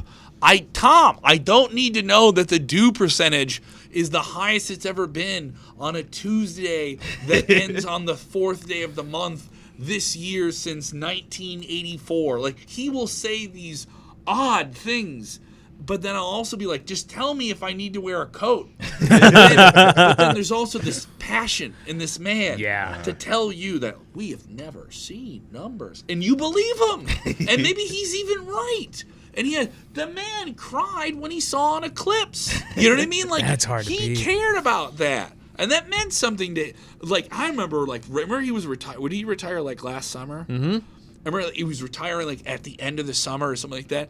And we got, like, almost like a tornado or something like that. Oh, and he came in. And off the bench. It was the last week. It was the last week. He was going to retire on like a Friday or Yeah. something. And we got the tornado on a Tuesday. And everyone on Facebook and Twitter is like, God gave Tom This is for Skillen Tom. one more shot at the playoffs. Oh yeah. One last shot. I just tell you right now, I mean, I have never seen barometric pressure like this in Orland Park. I've never seen it. It is exciting. I mean, back to you, Robin Baumgartner. like he was into it, dude. He was into it. Yeah. Tom Skillen. They had him do the weather at Riot Fest this year on the big screens. They would do, and it was so clear. Yeah, from his house in Hawaii. He's doing it from his house, like in Hawaii. I was like, hell yeah, live You your best deserve life, that, Tom. You didn't fly. You don't give a shit about the Dropkick Murphys. Tom's good. I'm gonna have to go with Sven Gulli. Sven Gulli, great choice. Sven Gulli, like Berwin. Yeah. He's Son of Sven Gulli, to be specific. son The of Sven gimmick Gulli. existed before him. It's like That a is true. luchador. He took the mask on. He G. Bishop. he raised me. Yeah. Yeah, Sven Gulli. Rich Cuz. There you go. Hell yeah. I've always thought, it would be funny to get like a Chicago icon tattoo, like a Svengoolie tattoo would be sick. But one of my favorite ones that I've thought of is Tom Skilling's head in a snow globe as a tattoo. Would be such an iconic, cool Chicago tattoo. Well, I'm just going to tell you, you're a chic little fuck. Well, I didn't need you to tell me that, Tom, to know. I already know. The temperature is a little high, and the IQ appears to be a little low. Oh, shit. I'm not really going to get the tattoo. I don't know. That's a fucking good one. I can tell you, you're going to get a solid, size 6 in your ass if you keep coming at me like that. Correct. Surly Tom Skilling. Unhinged Tom. Yeah. All right, next question. What is your best CTA story? Oh not my good. God, they're not good. Well, Oh, they- you know they one. could be good, they Do you could be remember bad. mine? Yours? Oh, Do you remember that? yes. Okay. You tell him. God. California Blue Line at Western. No, not California Blue Line. Western in Milwaukee. Western Milwaukee. Next to Challengers Comics. Next to Challengers Comics. And when we were promo people, always running a gig, so I would have to take the train downtown to get down there, to get to the car, and this is when I was bad at my job. So I'm rushing to get up to the train, right? And you get up the train, and they have those big wooden planks you walk on. And you notice, like, there's just enough of a space between those wooden planks. And I'm running, I'm looking. This is like when you're Googling your time to get everywhere every time. You started doing that. And I'm like the little rabbit in Alice in Wonderland. And the phone flies out of my hand, and it goes right through one of those wooden planks. And it slides out, and I don't know how it happens. I thought it was just gone. I'm just going to have to get there. And I was already running late. And I'm running late enough where I don't have the time to go back down and see if it fell on the ground or whatever. And I can see about 12 or 15 feet from me is that somehow mocking me by my own stupidity, but like a pronounced, loud, like, ha ha ha ha ha, we the Fates have come and taken your phone and placed it here to dance in front of your face, working man. Now go to the fish fry in the suburbs. And just sitting there is my phone on top of the big giant support beams that hold up a CTA station. You could see it setting there. It's down, facing up. Like it's you could see it. You could see it. He would get, I sent a pic. I got the next day. I told you this because I came to the station. People were like, "Are you coming?" Like we all would just check in with each other. And I ended up end up getting there in time. you did, yeah. Yeah, but the whole time I don't have a phone, and we have to have phones with each other to communicate the whole time. And I was like, no, my phone's on top of a support beam at the Western CTA Blue Line station. And I had to have my roommates, great comedians Ben Bergman and Jacob Williams, who did MTV's Wild 'N Out. He did that. We had to tape 2 street hockey sticks together, I think. And I had to buy them passes to get into the CTA station, to reach down and have one of them be outside to knock the phone off. It was 2 days later, by the way. Oh, shit. Because I couldn't get both of them together at the same time. And we had to knock the train down. The train was, the whole phone screen was smashed, but I'm broke, right? And so I'm like getting slivers, just, trying to text. Cut. The phone did work for at least another week. Wow. and it was definitely not operating correctly and had rainwater or something on it. But I was like, God damn, I'll never forget the infamous Western Blue Line cell phone incident. That's so good. That's it. That's the one. That's the one. Also, a dude peed on himself. Yeah, I've seen a guy smear crap on the window. It's a outside regular of it. window? Tuesday. On the window. On the window. Yeah, this was Blue Line. To the wall. Yeah. There you To go. the shit. To the shit truck. I mean, we were going past, and I just remember seeing him reach in and just smacking the window, and the train goes, so it just smeared all around. And we're in horror, just like, what the fuck just happened? And we go into the next car just to get away from the shit People smeared. with the luggage who knows when you get on the train, like the difference between people immediately knowing that they're taking the train from O'Hare to the city, and I don't oppose that, but I'm also like, Yeah. you better put that shit on your lap. Yeah. Right. I don't need Yeah. to see your face. I can see your Louis Vuitton. Yeah. Don't make it a part of my day. that you see all the time, but that's the lightest one. Your Louis bag didn't pay for the seat. Come on. Yeah. That Louis bag ain't gonna be at Louis Ma's later. Shit, not gonna fuck off. I think that's sometimes the funniest stuff when the Blue Line, you could totally see people coming in and out of the airport. There's a lot of just heavy traffic. It runs all night. One of my favorites is I was heading to O'Hare. I was getting on the Blue Line, and I get on the train, and I'll never Going to forget it. WrestleMania like you do. Yeah, like you do. And the doors come open, and smoke just starts pouring out the door, and I'm like, "This is weird." But I'm let's just go. Come on, it's 4 a.m. I get on, and I turn the corner, and this dude is laying there across the bench, no shoes on, obviously homeless, and he's burning incense like on the seat below him. So there's incense like in front of him, just creating this wanted it for the ambiance. ambiance. It's the ambiance, right? He's Did setting it the smell tone. bad though? It did smell nice. I will say this. It did smell nice compared to other, times Compared I've to been on that it. guy smearing shit on the window. But the funniest part about it, though, is like That's this- when you needed the incense. Yeah. Yeah, exactly. So this guy, what he did was he had an entire bag full of Cheetos, but it was like a garbage bag full of them, like an industrial-sized garbage bag full of like cheesy puffs.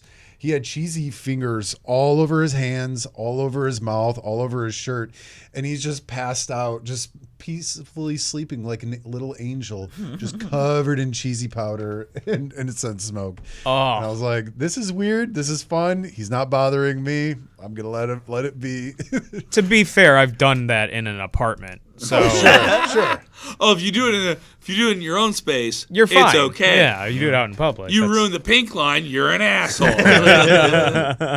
Oh, man. There should be a book, I think, about the best CTA stories. Have CTA people stories. There was say that, CTA fails online, but I don't think they operate that anymore. And I don't know if we'll even have a CTA by the end of the year. That God. worries me. As someone who doesn't Yeah. drive, I'm really, really worried Yeah. about that. Why do you say that? What's Because they might have the train stopping at like 9 p.m. every night. really? Yeah. That know? sucks. I'm a night person, dude. Right? You know? It's not good to look forward to. Yeah. Hopefully we can figure it out. Yeah. Yeah. Thanks, Obama.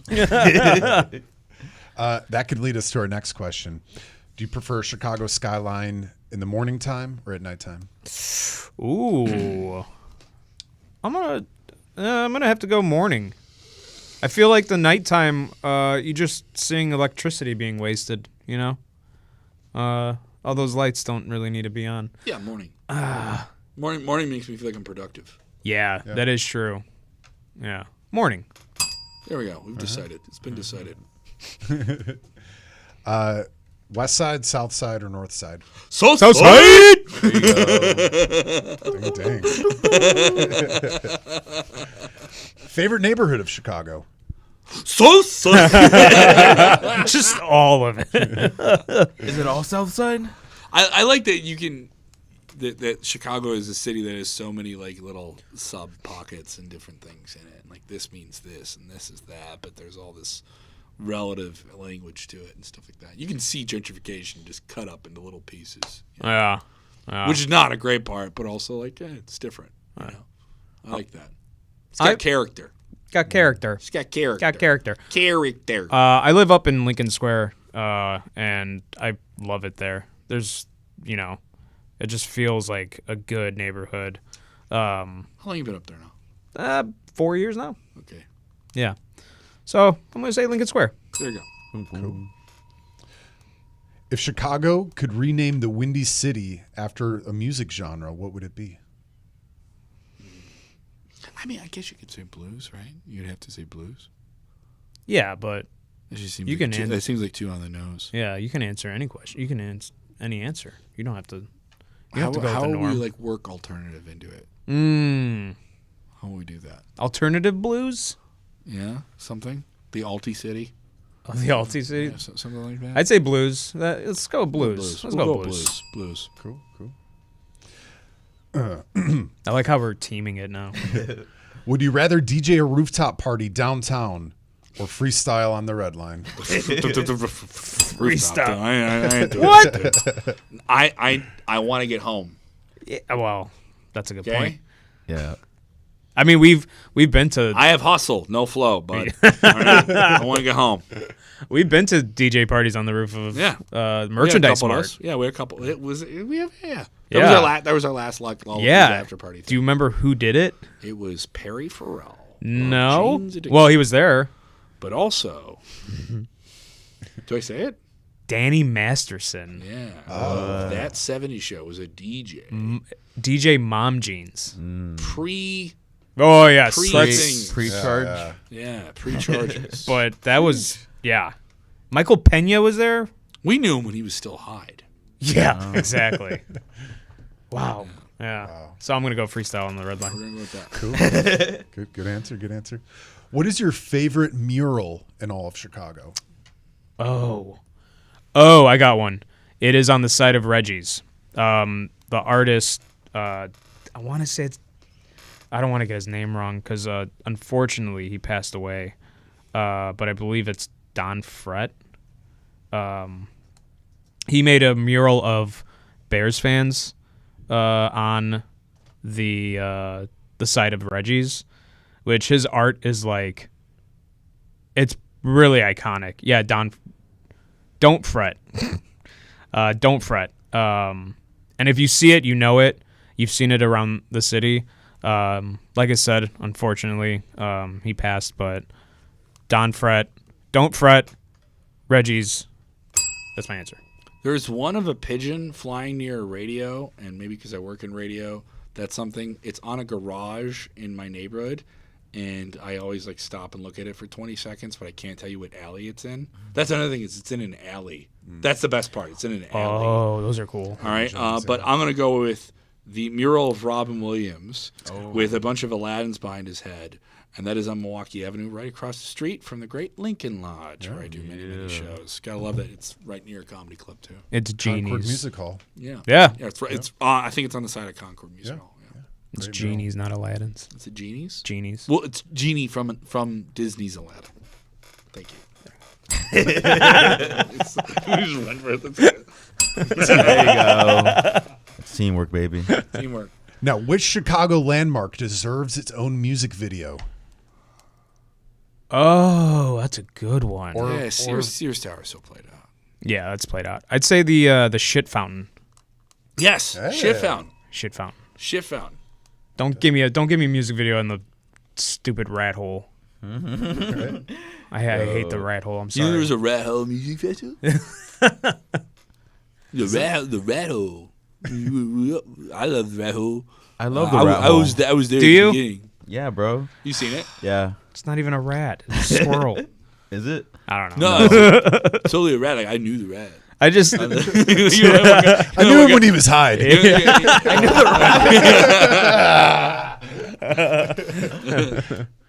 There's always that one guy who like makes up a bunch of shit. Like no one believes it. No one believes you. Yeah. Now, next question. What Chicago landmark can take a hike? people are not gonna like my answer. Wrigley Field. Oh! Shots fired. You know. I'll say this about Wrigley Field. Please. Great underrated music venue. Yeah. I've had there's no barriers. Like Tinley Parker was saying, it's just it still has the same barriers and everything. Mm-hmm. Like if you're in the lawn, you don't have a straight sight line to the stage. You have these giant pillars in front of you and stuff like that. You don't have that when you go to Wrigley Field. Even if you have a cheap seat, you can see the stage. And I think that's meaningful, and you can get to it in the city. So I'll take that.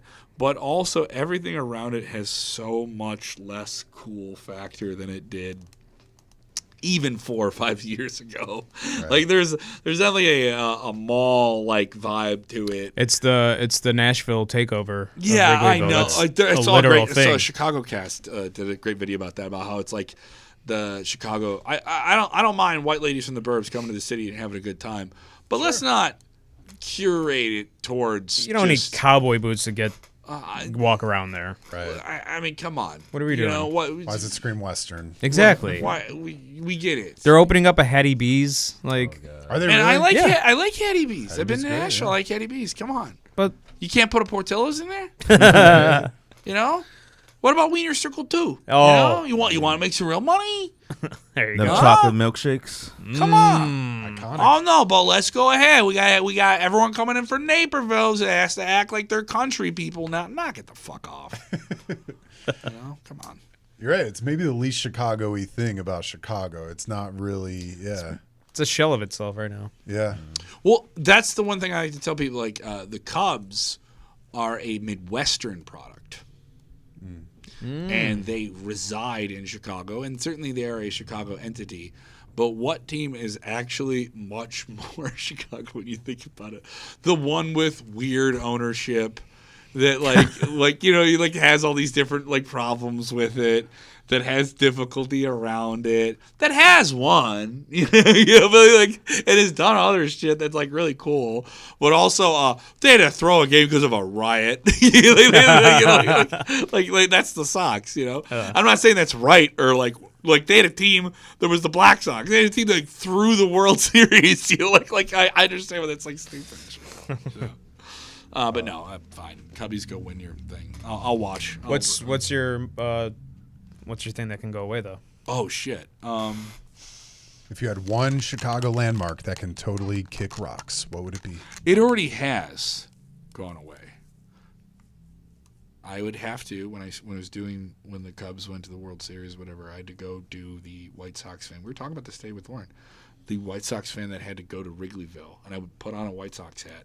Well, the streets are filled with Cubs fans. This is 2015, 16 when they're making those runs, and I had to go and interview Cubs fans. Yeah. Bring the audio back to the radio yeah. station for the morning show. And they would just wake up to this folder of audio of stuff that I captured on the street the night before. And it was the Taco Bell off of Clark and Addison. Oh yeah. I liked Taco Bell, and I shouldn't like Taco Bell. But I don't like Clark and Addison people with that level of weight. Yeah. Dude. There was one time I was dating someone I'm not dating anymore, and we waited in line for 30 minutes, and they got the food wrong. And I needed to go inside and change. She's like, just, no, we'll get something else. That's not worth it. I saw a guy throw up I can only describe it as noodles on the floor of that Taco Bell, and I never went back. It was the worst fucking thing. Also, that Taco Bell still looked and had the tables of a 90s Taco Yeah, Bell. yeah, that's right. They're like, we're never going to replace this. It's just going to get messed up anyways. Get a lot of drunk friends in here. Yeah. Watching That was a good the one. people behind the counter have every other guy come up to me and be like, they won. And you're like, Did you know they won? and they're just high out of their mind, just like, what? Right. So, you did a good game today. You should watch it. The person buying the person buying the Taco Bell is high. The person making the person buying the Taco Bell is very drunk. The person selling the Taco Bell very high. Hell yeah. Yeah, that's the place where they don't let you come in if you don't have a one hitter. You know what I mean? Show up today. Show up today with your turquoise polo shirt on, and you didn't bring that sticky with you. Go home. No Quiero. Is that it? Is that it? We knock everything off. I got one last question for One you, then last we can question. wrap it up here. Okay. What is your favorite sound in Chicago that is not music? Whoa. That's interesting. Favorite sound. Riveting questions from the robot. Favorite sound of And Chicago. that's why you're taking your It's job. not words. You can't say words, right? They could be words. Yeah, just as long as it's not music. It's corny if I say Q101, right? It's really corny if I say Q101. If I'm like 4 feet away from the microphone. You could say it. It's been good to me. You know, I'm real selfish. Yeah. I like a good bing bong on the CTA. That's a good one. I like the doors open. Yeah. Doors open. Doors open. Anybody got 250? I would say the preacher on state with his broken microphone. Smoking cigarettes is a great way to go to hell. That guy. Yeah. That's kind of.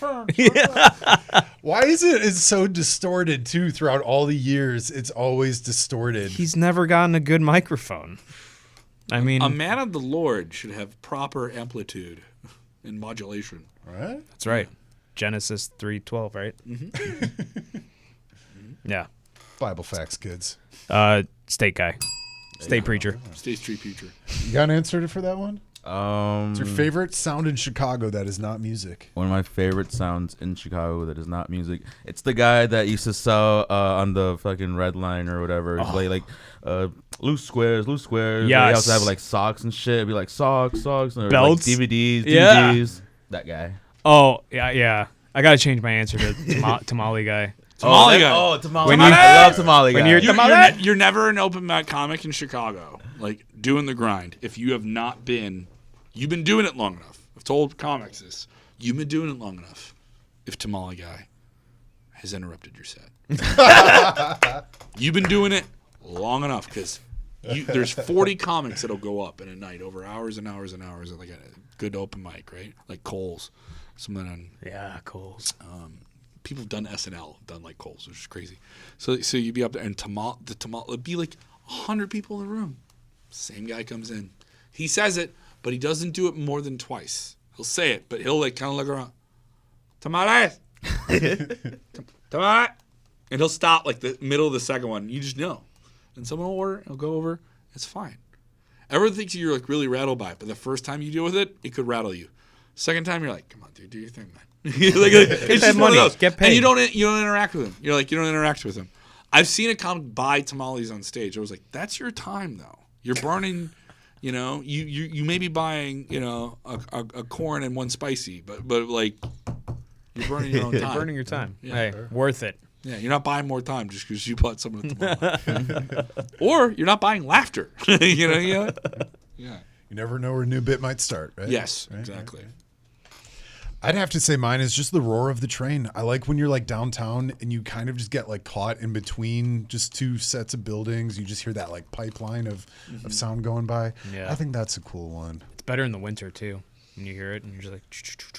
Yeah, right. Especially when it's sound super travels a little bit. Yeah. Right, The right. relief There's of a knowing vibe. when you have to like wait on the I don't drive when you have to wait on the train. Oh yeah. and And you're under the light. But that that's doesn't also work. making me really worried about them cutting it down to 9 p.m. Oh, Me being like getting to the Clark and Lake and be like, that was the last train at 9 o'clock. There we go, we're done. Like I'm worried about that. I've been there, man. I've been there. This sucks. I can't believe they actually might. I hope not. I hope not. Hopefully they're not stupid. But I mean, like, also just like sponsor the trains, man. Just like put ads everywhere. I don't care. Right. Like, let's just. Our lives are that with the phone anyway. It's fine, but I understand where someone also does want to film, the homeless guy with Cheeto dust on himself, and he's lighting incense. The fine people at Tampax don't want to be associated with that. Right. I understand where that's a thing, though. Too. Fair. Yeah. Weird place for products. Yeah. I don't know.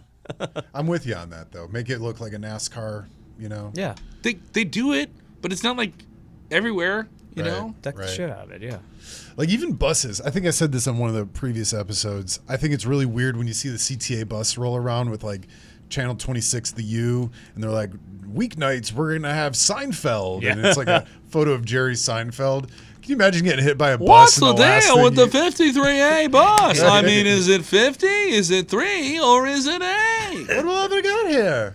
What if you got hit by that bus and that's the last thing you see is just Jerry Seinfeld like this? Oh right at the god, just front of Kevin it? James, just like. I mean, that's your splatter right on his face. Oh. Brought to you by 26 The U. You got it. He's got it. See, now we're not gonna have my comedy special on W Channel 26. Yeah, we'll talk to Svengoolie or something. Yeah, we know a guy. Yeah. We know Imp. Imp might be. Wouldn't it be able to- badass? Wouldn't it be badass if I premiered my comedy special not on YouTube but on local television, There you go. local independently owned television? That'd be something. Yeah. Well, maybe that'll be the last question for you then. Can 19. Do you want it? What would you like to see differently in music and comedy and entertainment and film in Chicago? What do you think is the bridge that we need to cross to make it elevated? What's something that you would like to see be done so it can flourish for many years to come? I know what I want to say. But go ahead. Yeah, go ahead. I just know so many people that are like me that are a band or a creative or something like that, and it's just like, oh, you do it in Chicago, you got to go to New York, L.A. You got to go to New York, L.A. And I think if the last few years and just the internet has told us, it's like there's no centralized, I don't want to take everyone's job in L.A. or anything like that. I like that there's a soundstage here that does that. Everyone tells me that like late night TV is dead or something like that, but I would love if there was structure of the industry here. And it didn't involve me having to go to New York or L.A. Like everyone's been telling me, oh, if you really want to do it, you got to go to New York or L.A. And it's something I've enjoyed visiting there and doing gigs there and stuff like that. But it's like, I really like being here. Like I have a lot of like equity of myself and my soul in this and everything like that. And like wanting to like die here. I wouldn't mind going live in L.A. for a little bit, but come on, man. Like there's a lot of me that's in this, and I think you talk to people from New York and like, oh yeah, they'll go tour, but you're always coming back to New York. You make movies, but you're always coming back to L.A. You have to go make the movie somewhere else. So you have to come back to L.A. The industry is here, and I just wish there was more of that here. Yeah, that's a good one. I agree too. Like, this is a spot. This is the spot. More performances, more captured video, more of it. That's really it. Just more. Yeah, mind you, we have a whole lot as it is, right? But I'm also like, I don't think we need to stop. Yeah. Anytime soon. I would like smaller bands, smaller, Yeah. Comedians still do it and be able to do it, and make a living off of it and kind of elevate them and just keep that going. Because if we're the city of new things and everything's happening here, I think that'll help everyone. Yeah. If you put shit out, I want people to see it. Yeah. Amen. Yeah. Let's build that Chicago algorithm, am I right? There we go. The algorithm. We'll call it The the algae. Yeah, there you go. The After the algae. pandemic, Algae in the pandemic, the cronies. the coronis, the coroni, Coronas. coronas. Well, you guys, I really appreciate you guys joining us tonight here. We really, really do appreciate it. Giorgio, Reyes, and Kevin Kellum, thank you guys again so much. It was such an awesome experience to talk to you guys. Giorgio, to finally meet you in person. Yeah. And Kevin, to see you again, buddy. It's been a great time hanging out with you guys. I've learned a lot. I know our listeners definitely have too. Any last things you guys want to promote? Any shows or anything coming up? Kevin's the promotion. Yeah. My comedy special is going to come out. Giorgio filmed it. Giorgio shot it. It's called Kevin in Hell. If you follow me on Instagram, I'll be posting the clips, and you'll know when it's coming out and when we're putting it out. It's shot. It looked really good. It came out really, really well. I'm like genuinely very, very, very happy and content with the way it's going to look and the way it's going to sound. And support the people that did that. Windy City Comedy Festival. They'll have their second year next year with some big sponsorship. I heard some things, so it's really great. And then Q101. You can listen to Q101 anywhere where you listen to stuff. People are like, oh, I don't listen to the radio. We're streaming on apps. If you get tired of listening to your own music, you want to check us out for a little bit. Well, I don't listen for like an hour, so it's not like... If you listen for 10 minutes... Yeah. You're fine. That's great to us.